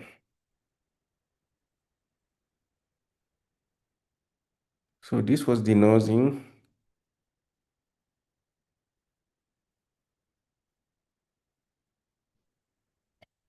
So this, I saved this after running this. I don't want you guys to run that. And then when I did taxonomy, you see when all of these they have hash. So this is how I ran them. Okay. And then I saved this. After running this, this was the taxonomy, but this takes hours. This one takes hours. So in your free time, you can unhash them, remove the hash and run. But I just gave you to so that you can, in your free time, you can do that. But this will take hours. So this is how I built the taxonomy. And then I saved it as RDS file. So that's what you are given this. You start from here when you're doing taxonomy. You don't have to go through all this process, okay? And then now when you're adding spaces, this one, you run this, but now you're using the taxonomy file that you got from RDX, okay? And then the alignment part, again, this is very, very heavy. This took hours to do the alignment. But after doing the alignment, I saved the alignment. So what you got is this one here. It saved like 5 hours of this. So now you have the alignment, okay? And then the phylogenetic tree, the same thing. This will also take hours to do. But to save time, I ran this phylogenetic tree and then saved it as RDS file. So the RDS file that you got is basically your phylogenetic tree, okay? And then after that, you have to combine the metadata with the phylothec. So I read the metadata and I had to run everything here. And then I had to save this. So this is the final product now, okay? So this is now what we use for downstream analysis, where we now use the community composition, the file and relative abundance, and so forth, okay? So I'm sharing this with you and I will give it to you in your free time. When you have time, run all this. But for us, because of time constraint, we are not going to run all this ourselves, okay? We are going to use RDS files, okay? So I wanted us to go through this so that you know where your RDS file came from, RDS files came from, okay? Okay. So let me back. Let's see if I have some questions here. So okay, let me ask a few questions here. Will the error analysis results be the same as Mega software used? Yes, it's the same. What error does Mega can do, what Mega does error can do. So the difference, Mega, you're using online tool, or sometimes you install on your computer, but error you have to use packages. Okay, there were 24 warnings. If you find warnings, don't worry about that, unless it's an error, okay? Let me see here.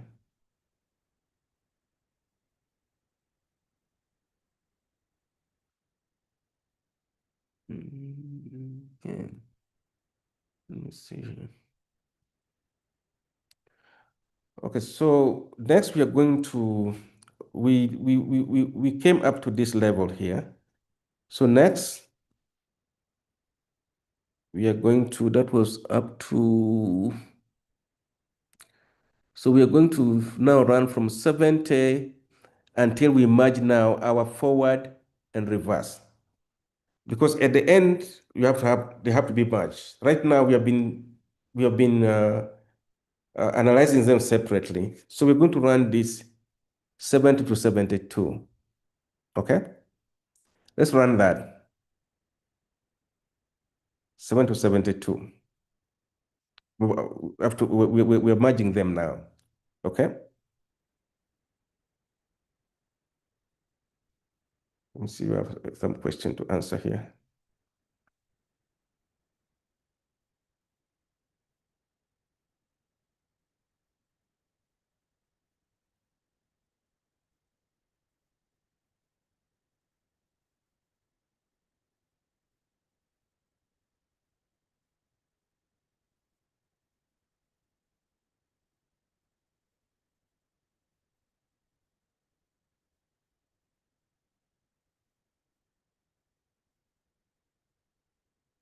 Let me see, we have questions here. Let me also go to Q&A. I don't think I've answered some questions there. Okay, somebody asked, can you still use R for demultiplexing? How do you go about it?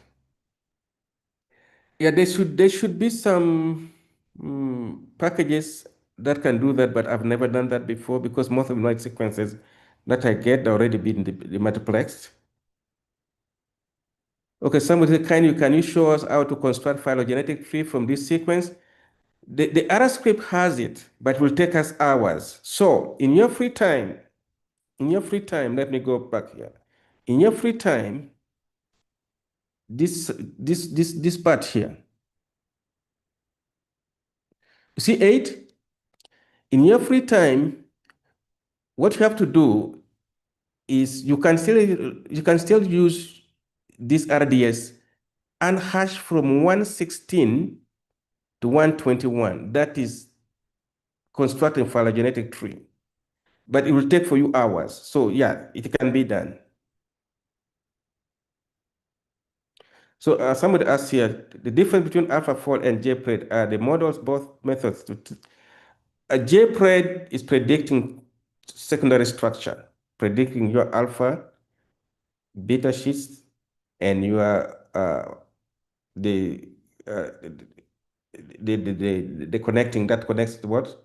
The alpha and beta, the coils.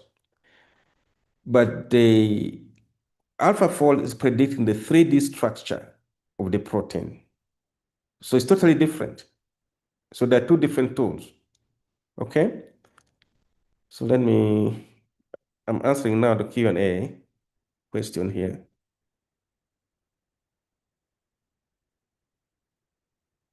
Are the same software for applicable analysis the same as shotgun? No, they're not. They're not. Data is for Amplicon, and the other software for shotgun is totally different. Is the nova assembly and cake analysis the same? No. The nova assembly is you get those reads and assemble them like a genome. But cake is for analyzing the metabolomic pathway. I was indeed brief experience with dynamic programming when working sequence evaluation, construction of DNA in phylogenetic tree. This is a very good question, but dynamic programming, we are not going to cover it from here because that will take time, and also we don't have time to cover dynamic programming here. But it's a very good question. Somebody has an error. I don't think you got, you're not in bioinformatics folder. When I run the library, there is an error. How can I solve an error? Okay, the library data, that means you didn't install the package. So you have to install the package data. Okay? Let's see here. Let's see. What's the full meaning of RDS? RDS is the full meaning of RDS. Let me see here. RDS is a for is an extension of an R file. So basically you're saving an object that you can call it back and use it. It's like what I'm using, I'm giving you that instead of you running all this in the webinar. That's going to take time. I already did it for you. Okay. So let me see if another question here. It's warning. It's still running. Okay, this is done. Okay, I'm going to go back to my script here.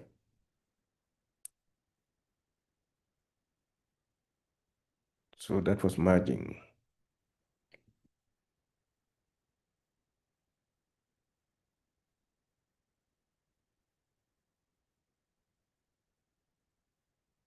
Okay, so now we have merged, okay? So the next thing we need is to assign our taxonomy to our table, okay? So are you guys following me? Type 1 if you're following me. If not, then I have to go back and repeat again. Type 1.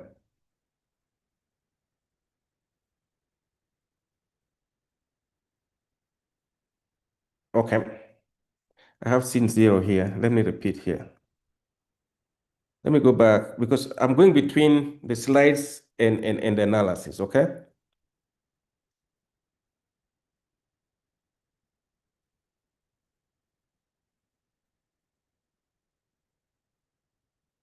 So what we have run so far,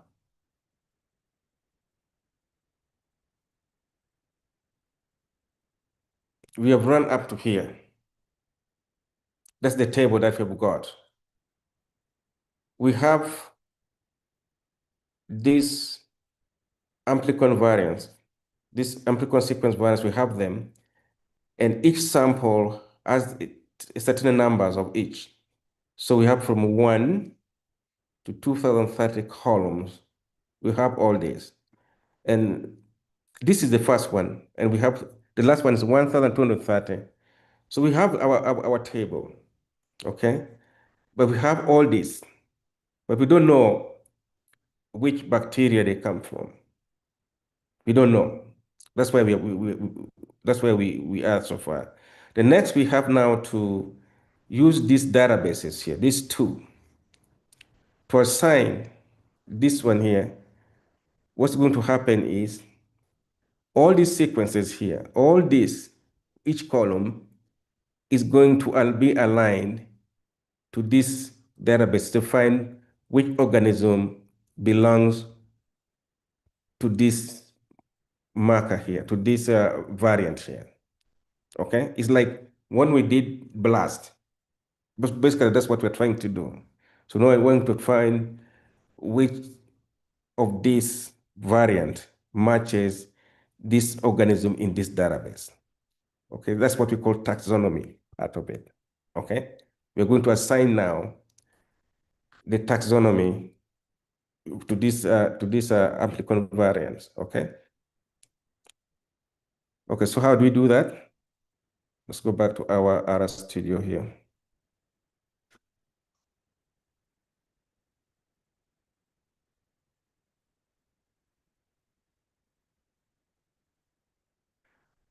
Okay, so we were supposed to run this.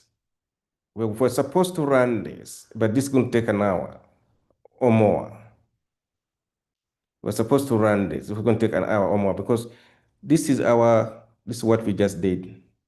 This one here. We're supposed to run this. So what we're going to do is we are going to read this line 99. We are going to read this taxonomy here that we already, the process that we did was we already did this. I assigned the taxonomy to all to the table, to the variant table, and I saved that to this.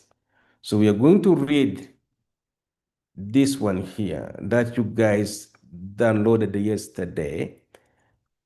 We are going to call it taxa underscore A, okay? And now we are going to add spaces, and this is the file we are going to use. And this file should be in your Bioinformatics folder, okay? Are you with me? So we are going to run line 99. That will get you your RDS for taxonomy. And then after that, we're going to add our spaces.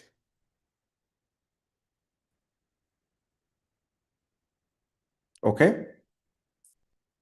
So you run line 99 and 1 or 2 and see if you don't get an error. Because this part I already did it.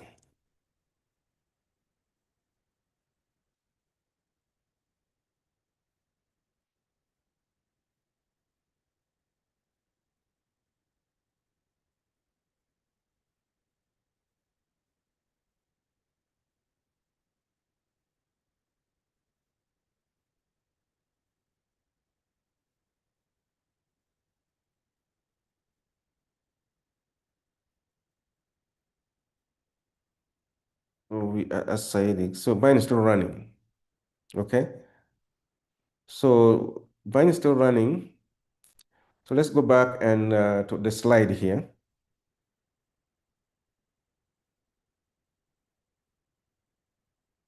Okay. I cannot go to relative abundance before finishing running because the next is after that. Then we're going to do relative abundance. Then we're going to do a diversity analysis. So basically, what we did, uh, we got the sequences, both forward read and reverse read. We cleaned them up by removing all sequences with Fred less than 30. That means the error of one in 1,000. And then after that, we combine the forward read and reverse read. And then we assign the taxonomy after getting all our the amplicon variants for all the samples. We assign the taxonomy. After assigning the taxonomy, then we have the whole future now. And by the way, most developed countries, that is always when you send your sequences, that's the table that they send to you. They've done all this process that we are doing now. They just send you sometimes the relative abundance, sometimes they send you the count. But what I wanted to do is, to give you a tool that if you send your if you send your sample for sequencing, you can start from FASTQ files. Because if somebody in your FASTQ files, you don't know exactly what they did. Because most of my colleagues that are collaborating with, especially in Africa, they always send me either comma separated value file or Excel. The process that we went through, they don't show them. They just send them the table that has been cleaned with taxonomy, and most of the time they send them uh, the relative abundance or the number count. So I wanted us to start from getting the sequence from the machine up to the last. So relative abundance is most of the time when you get your data is when you send for sequencing is what we always get, okay? So I want us to go and do the phylum abundance, but right now I would like us to wait so that we can finish running R and then we'll come, because after this it's easy. We'll just do the phylum, do the genus, and do the diversity analysis. So I'm gonna go back to R Studio and we continue from there. Okay? So let me know if you have assigned your spaces and you're done with that. Line 99, line 102, I mean. Put one. People have error, disable. The previous run is not yet completed. Still running. It's running. It's running. It's running. It's still running. So let's wait till it's still running before we move on. I'm gonna go back to those who have some error and see what's going on with them.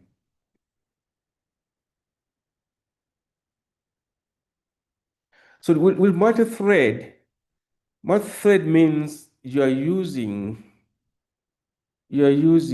the wrong script.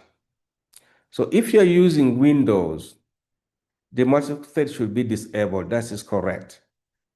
If you're using Mac, the multi-thread should not be disabled. So GF, can you check to make sure you're using the right script? If you're using Windows, this one is okay to be disabled. But if you're using Mac, it's not okay. And then error, okay. So EERF is not found. That means, let me go back here. That means you did not complete running, you did not complete filtering. You did not complete filtering because this file comes from filter files here. So that means you didn't complete this step here. So is a workflow, okay? So you start by visualizing and then you trim. If you didn't finish this step here, step number 3 will not work. Okay, it will not work. So it looks like you're not finding this one because you didn't finish this one here. This one is okay because it's sampling. This one is okay. So let me go. It's still running. Let's wait for people running.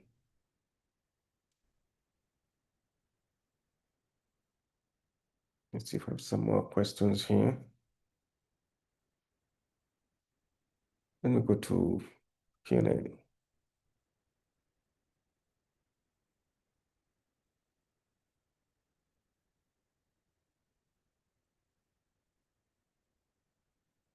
So they say no clean file in biometric folder.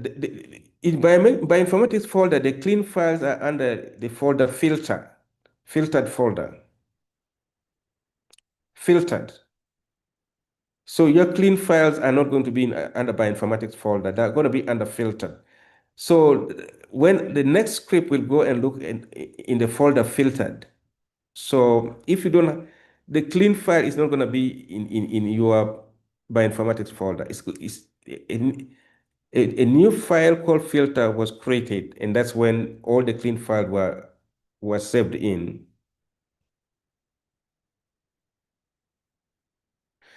So some would say, I got p-link file from the lab, not FASTQ file. So there's a way that you can convert these files. There are programs that can convert those files, can convert p-link files to other type of files, okay? So this, we can work on that, okay? So there are programs that convert those files. These are answered now. Let me go back to.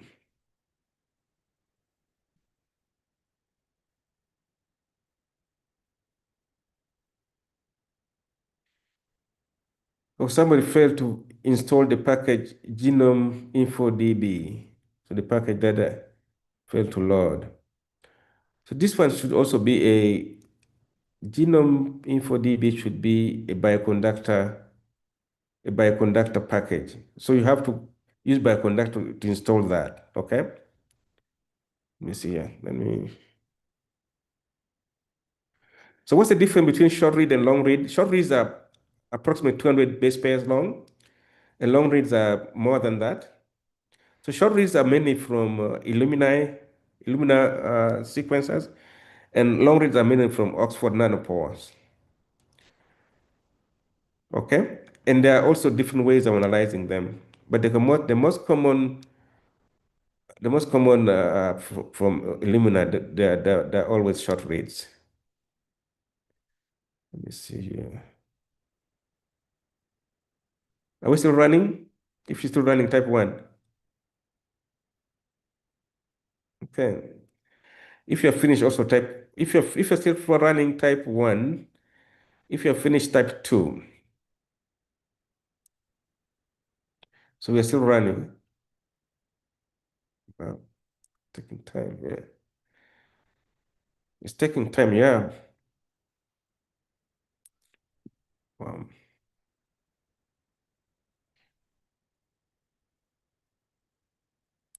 So unfortunately, it's a workflow.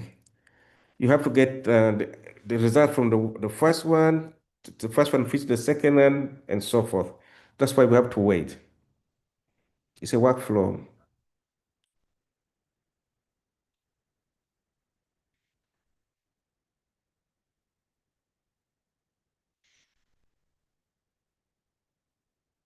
But that's okay. This because it's sampling. So this one is okay. When it said rate from 7 sample will be used for learning the error rate, that's okay.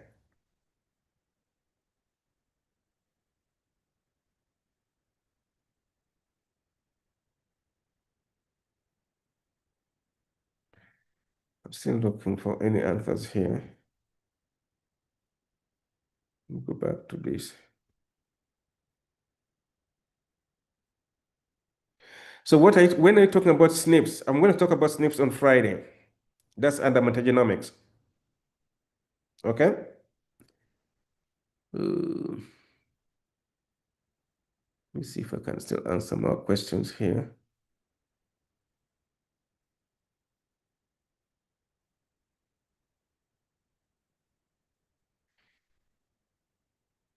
How do you write a package? That's a long process. So to write a package and to submit that package to either bioconductor or ARA is a process. It's like you're publishing a paper. You write your code. They have you're given an instruction of what to do. You write your code, and then submit to them, and then they have reviewers. They review your code, and then either it's accepted or they tell you to change few things. And then when it's accepted, it becomes a package. And then you have to maintain it every year. Sometimes people don't maintain the packages and then they're removed. It's a process.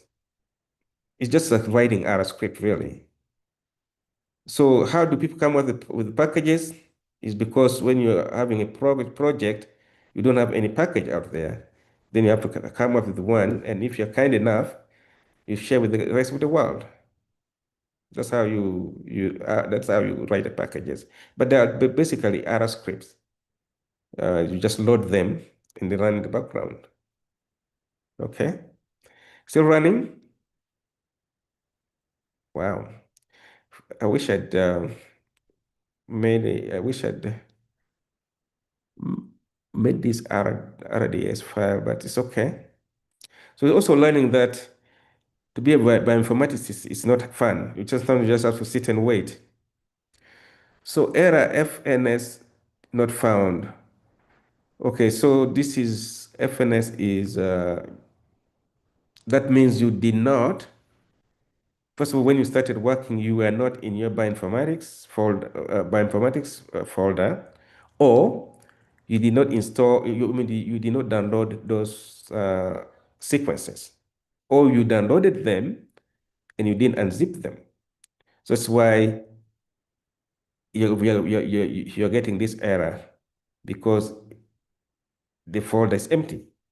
So what you need to do is you need to either be in bioinformatics folder or check if you have those sequences in bioinformatics folder and run it again. Otherwise, you still get this empty, this error, because your folder is empty.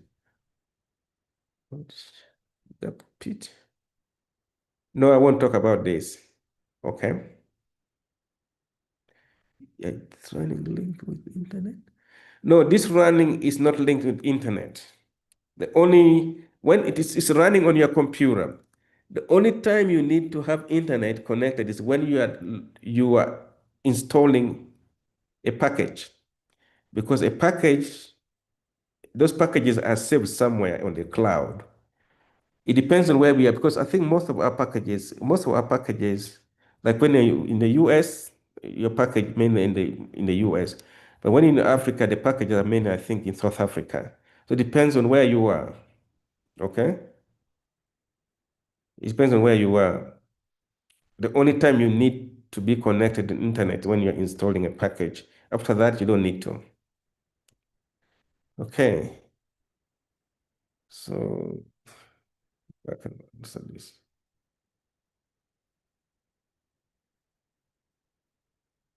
I already answered that.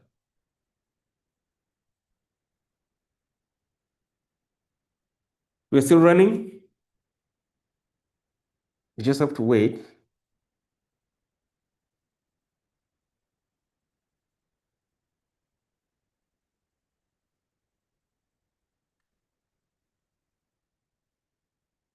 Okay, this is what I'm going to do. I'm going to go ahead and we're going to continue with the slides, so that at least we covered metagenomics. So let's just let keep your R studio running, okay? So let's go ahead and continue, okay? So after running everything, we're going to see what type of microorganism do we have. So we're going to start with phylum. So this is the script you run for phylum. So this the graph here show my samples. So these are the samples. So you can see the first three samples, the most common phylum is what? Proteobacteria. Yesterday, I talked about how to calculate relative abundance. So how did they come up with all this relative abundance? Out of 1,230 columns, and those columns were aligned to the silver databases. And then those silver databases identify all these phylums here. So if you can look at, if you look at the first three samples, the most common one are Proteobacteria. And then if you look at the samples in between, the most common are cyanobacteria and so forth. Now you can start now making sense that, okay, in this experiment, the most abundant, uh, the most abundant phylum for this sample is this. You see that? So this now you start getting information from that. So this is at a phylum level. So you can also do it at a genus level. At a genus level, these are all these genuses. You can see from each sample which are the most common for each sample, and you can see they varies from the first sample to the last sample. You because in biology you start from phylum and you keep going down. So these are at a genus level. Okay, so now after getting your sequences back, going through all this analysis, now you can start picking up which phylum is most common in which sample, which genus is most common in which sample. Okay. Okay. So that was relative abundance. Yesterday we also talked about diversity. So we talked about alpha diversity, and we also talked about beta diversity. So from the sample that's being run, we can now also get the diversity. So instead of now using the sample size, I went to the metadata. Now I'm using the real bacterial name in metadata. So if you look at this is channel diversity. So what diversity means is alpha diversity means within the sample. So look, let's start from right. So we have 3 replication for each sample. So let me stay away from here. It's kind of distractive. So we have ROSA, rep 1, rep 2, rep 3. So within this sample here, so there's no much diversity. So the diversity, alpha diversity is from 1 to 5. So within this one, there's no much diversity here within this sample.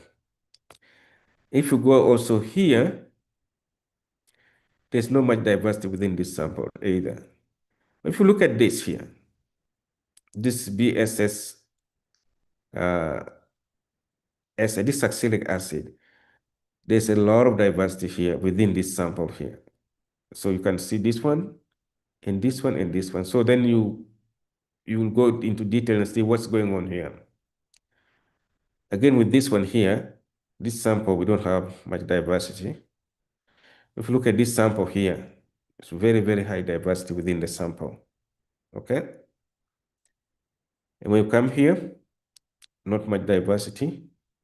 When you come here, not much diversity. So literally you have these 2 samples here.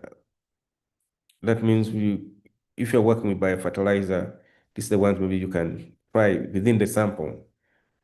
There's some diversity. This is within sample. Okay? So let's see if somebody has a question here. Okay, somebody asked which files will be used for running relative abundance. That file is the script that we gave you yesterday has all this. So let me first finish this, and then I'll go back and tell you exactly which line is doing what, because I wanted us to finish up this so that when we go back, I will show you where they are. So this is also simple. The Simpson diversity show the type of dominance, like when we saw yesterday. Again, these 2 samples, we have, again, diversity within the 2 samples, okay? The other ones, a little bit, but these ones are the ones that still show that we have high alpha diversity within these samples here. So this is now comparing side by side, comparing Shannon and comparing Simpson. Okay? So that's about diversity. So we can also do statistical analysis where we are talking about alpha diversity. So to do that, we first test whether they are normally distributed. We covered Shapiro test when we're doing data science. So we are going to use Shannon diversity to see if the samples are normally distributed. And when we use Shapiro test and our p-value is less than 0.05, that means our sample is not normally distributed. So what test do you use? Use non-parametric test. Okay. So we come here we do our Crystal-Wallace test. So when we did our Crystal-Wallace test here, we're testing for the differences in Shannon diversity. So the p-value is significant, 0.02, but it doesn't tell you which ones are significant. You have to go do the post hoc test to find which ones. So if you look here, so all this is in the script running. You can see these are the p-values, pairwise p-values on the top and at the bottom. So if you look, this treatment, when this treatment is not significant, almost all of them are not significant except this treatment here. BS, BA, and BSR. So these are two different types of bacteria. Okay. So that now will give you how to recommend these biofertilizers. Okay. So this is the POC test. That's within that sample. This is not among the samples. So this is within that sample because we had different samples. There were 8 treatments. Okay. So beta diversity, we talked about that yesterday. What's beta diversity? So the the diversity, you test differences among samples or among group. To the alpha, you are testing within a group. So what about beta diversity? So you're testing among groups. So you can do that by distant matrix. You can do that by ANOVA. You can do that by permutation ANOVA. And you can also do that by other statistics. So this one is by distance. This is principal coordinate analysis. I remember yesterday I explained the difference between principal coordinate and principal component. So now here we're testing the difference among this treatment here. So we're using Bray distance. So the distance between BSBA and BSSA is very far. So this one is different from this one. This one is also different from that one. And I think we have some here. So using principal coordinate analysis, it can tell us now the differences among all this treatment here. So this is using principal coordinate analysis, okay?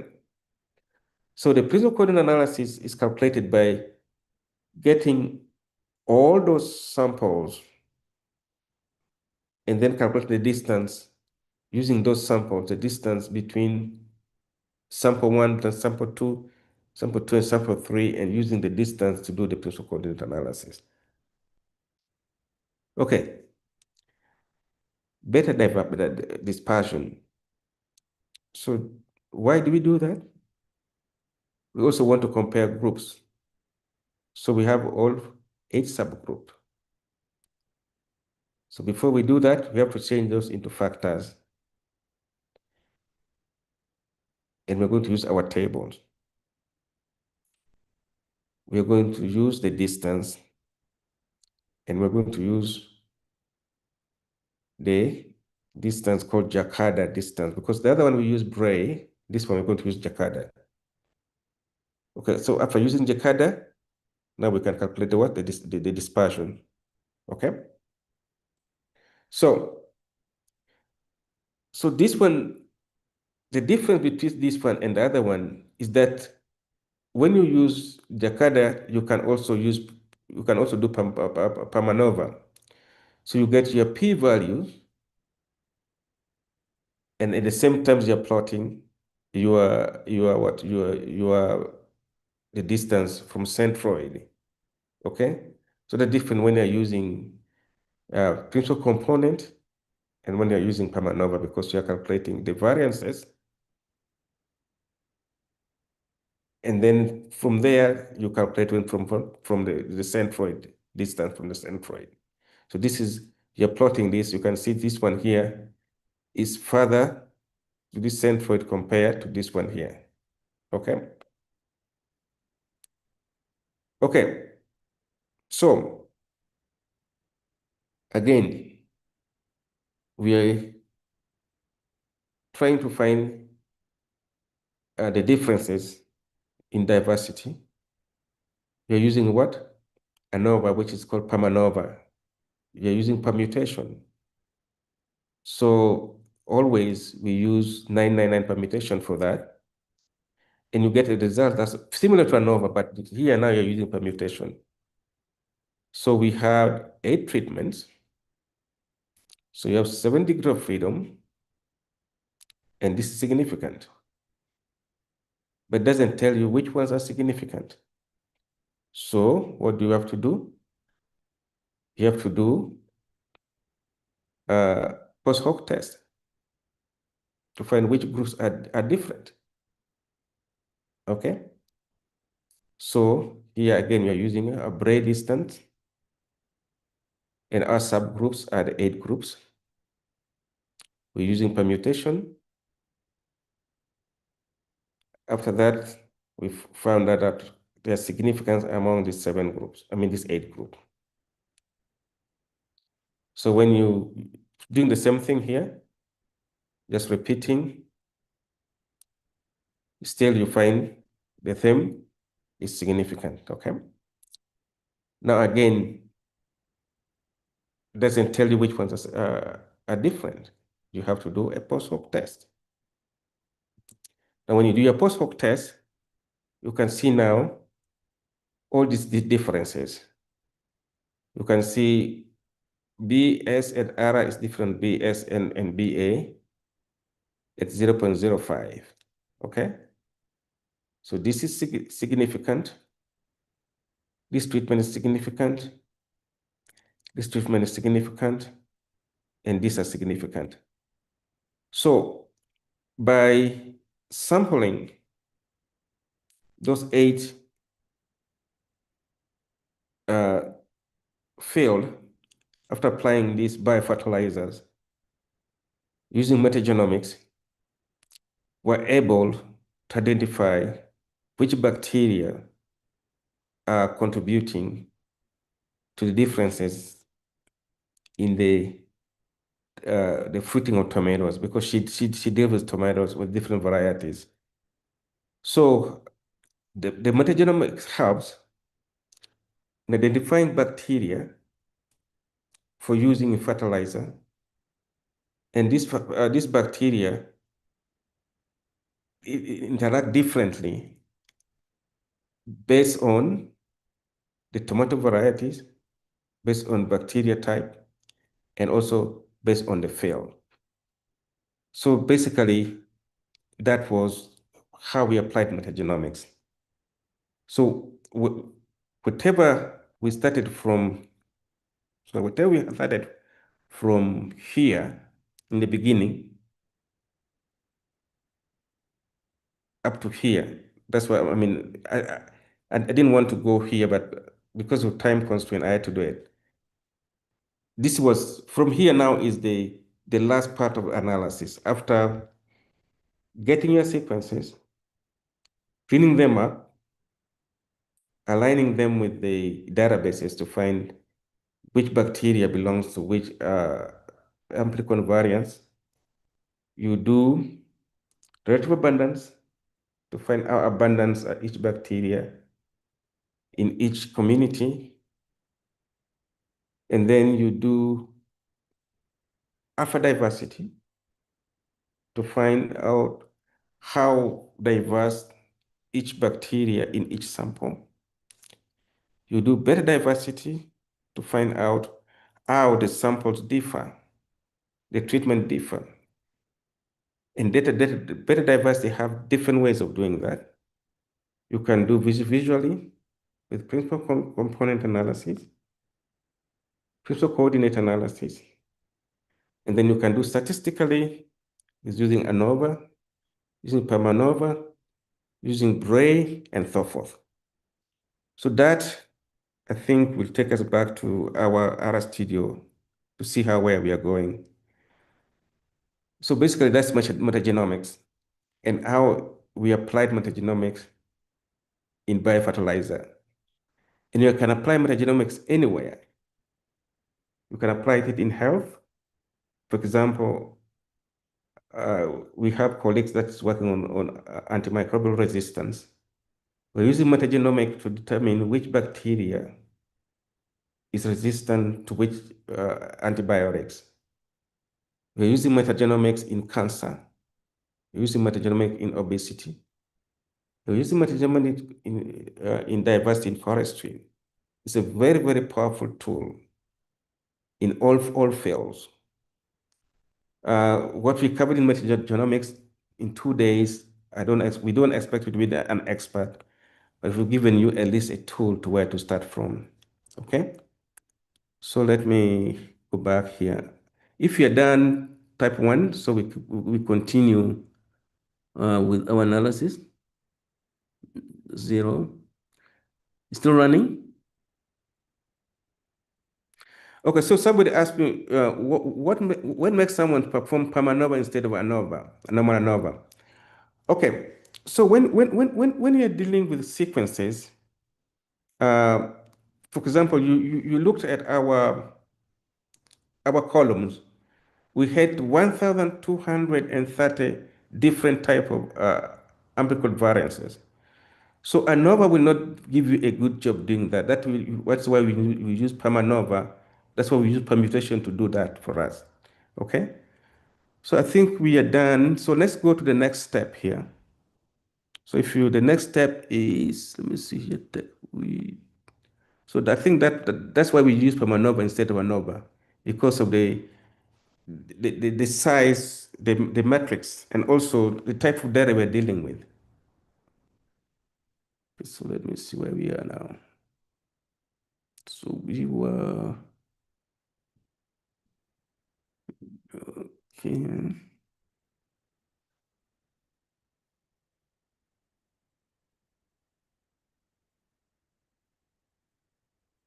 So we're going to run line 111. When you run line 111, and then you're going to run line 124. And then after that, you're going to run line 129. That should bring for you a metadata. Okay. When you do that, I will be answering some questions here. Do you have an example phylogenetic tree from this example? I don't have it here, but I will print it and bring for you tomorrow, because I ran it, but I didn't save it. Okay. So let me go to another question here. So run up 129.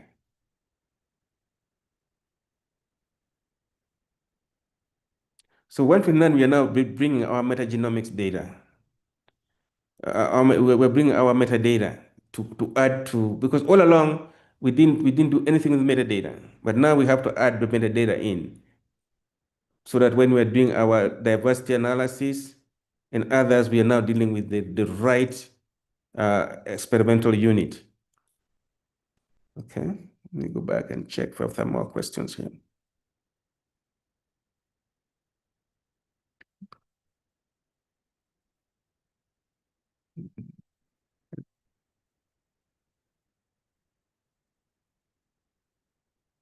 Can we use node sequence in R as well? What's this?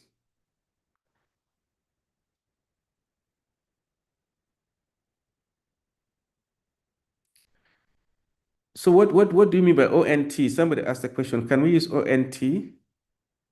Can you explain what ONT is? Just write in full. SS, just write it in full. Then I can answer you. Maybe there's a different package.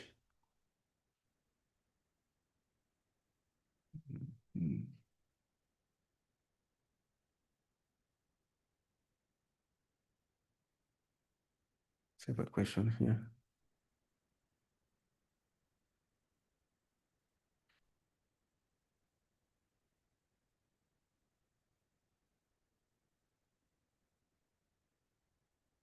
So somebody asked me, why do you different metrics, different distance metrics on the same data in diversity analysis? Because all these different, distance have different formulas. So you always better to do one or two to see if they give the same results. And each of them is derived from a different study. So don't always use only one distance matrix. But when you see the results that I showed you, that they were similar, okay? Oh, so ONT is nanopore sequencing. Okay, nanopore sequencing has other packages that you use that are for them specifically. Yeah, you can run them in R, but they have their own packages because nanopore sequencing they produce long reads. Okay. Okay, so let me answer another question here.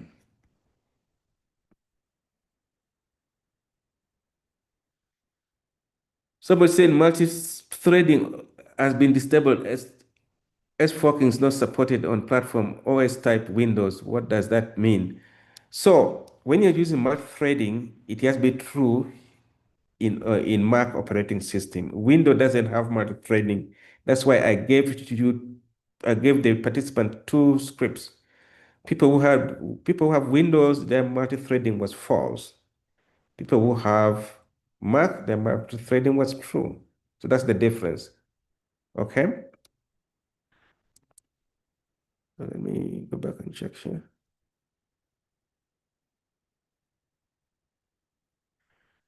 Okay. Type one if you're done with the last line of code, the last that I told you to run, 129. Type one.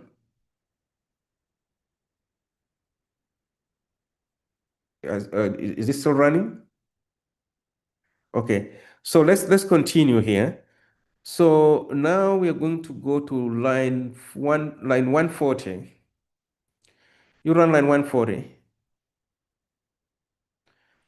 And then we should be able to do our relative data. If you run line 140 will bring now everything, combining our metadata, our phylogenetic tree, our taxonomy, everything that we are doing is now being combined in line 140. And then after that, now we'll go and do our downstream analysis. 143 now is the community composition. That's why now we do our relative abundance and so forth. So if you can run 140 and it's successful, then we can now, what I discussed a few minutes ago, from 145 to the last line will show you the relative abundance plots, the diversity plot, the Pamanova and everything. That starts from 145. So all what we have been doing was to prepare the data set for the final downstream analysis that started at 143. Okay? So if you run that, then you can start running 145 up to 145 up to 150. Let me see. For the phylum is 145 up to 166, and see if you get the graph for the phylum. See if you get the graph for the phylum.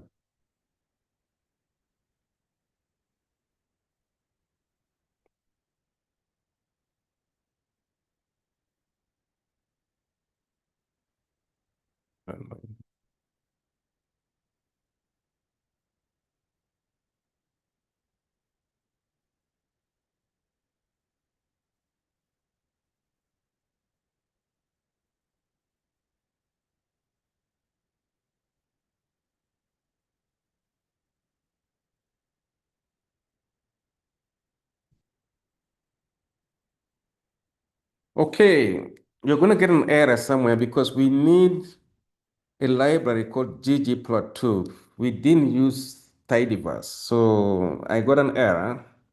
Do you see my script? I got an error when I ran line. So you need to go back uh, line 13, okay? You need to type in line 14, type library ggplot2. and run that if you've installed it. If not, then you have to install it. Because if we don't, we are not going to get our graph. Go to line 14. Do you see my screen? Type 1. The RStudio screen, type 1.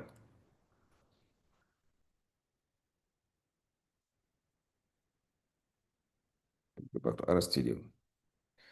So you see line 14 here? Type library ggplot2 and run that. Otherwise, we won't be able to get the plot because we didn't run our library tidyverse because most people are unable to install it. So if you do that, then you'll be able to get the plots. And you save your work after typing that. Okay?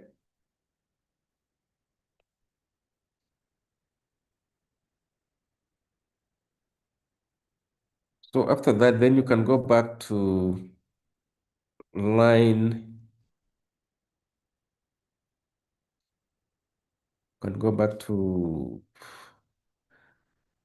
line 145, 146, and start from there now. You should be able to get your relative abundance. Did I run the ggplot? I think I'm missing another library, dplyr, sorry. Let's go back now to, I'm missing one library again. Let's go back to 15 and call another library called dplyr.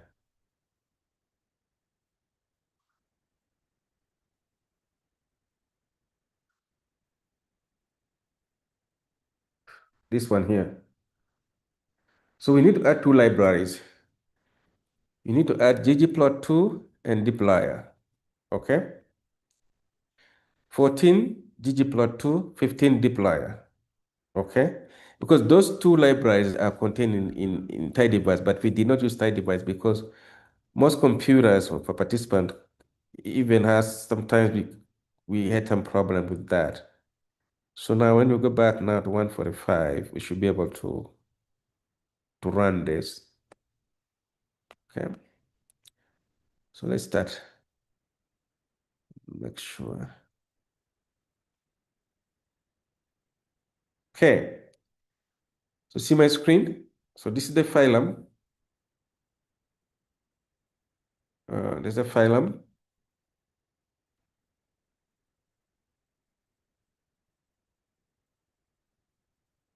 This is the genus. So this is the relative abundance.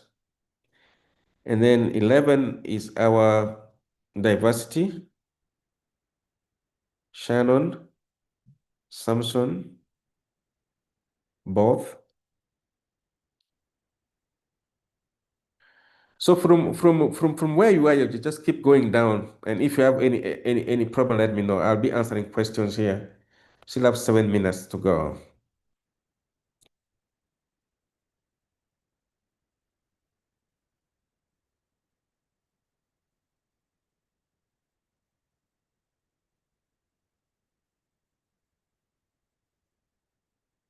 Let's see here.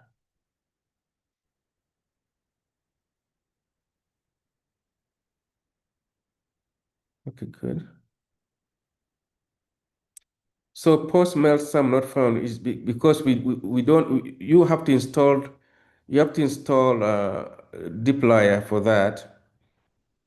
If you haven't installed those libraries, you have to install them first. So you have to, let me go back here. You have to install them first before you run them. So let me install them first for you guys here. So I'm going to go back to line 1.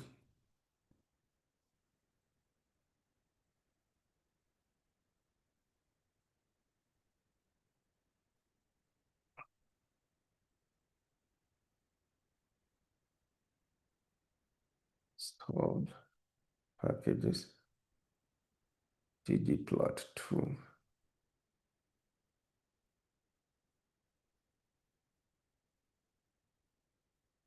see if that's going to install it. I already have mine, so it's not going to. So should you type this one here, the first one, and then also the second line, if you don't have it installed, okay? Deploy, this one, and run it. So if you don't have that installed, install them first before you run line 14 and 15. Do 1 and 2, okay? Another way of doing that, you can just come to package install, but this will be permanent. That's why sometimes I would like to just write the script and you save it. I think after that, then everything should be okay. After installing these two packages and running this last ggplot and deployer, you should be able to run everything up to the last line of the script. Okay? Let me see if I have other questions here. We can use data sets from public repository for research and publication. For research, yes. Publication, yes or no, depends on the author. So I would, if I'm using a data set from the public database that I would like to publish, if I know the author, maybe sometimes I have to contact them. Like recently, we published a paper in AMR. It was public. We got from we got a FASTQ file from NCBI, but the datasets came from veterinary consortium here. They did the sequencing. We had to ask their permission before we publish. So you can do research, but when you are published, for courtesy, ask you ask the authors, because most of these data sets in those repositories, they have their authors. That's what I would do. But you can use them really. Okay, so let me see here. We have 2 minutes to go. What I'm going to do is I'm going to take you back to group forum so they can close for today and we pick up tomorrow. So my advice to you is keep practicing. The scripts that I gave you, you can run this from getting from your FASTQ file up to the last analysis that we did. But most of them, I use hash so that they take hours. And you can use this script for doing any metagenomics analysis from any environment, either gut, either soil, either from in any field. So just practice, okay? So I would like, if you have anybody from the forum, to close the webinar for today. Thank you. And tomorrow we're going to start with RNA-seq. Thank you.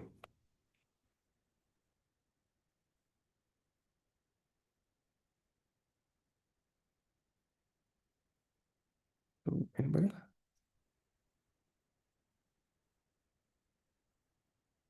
Let's see here.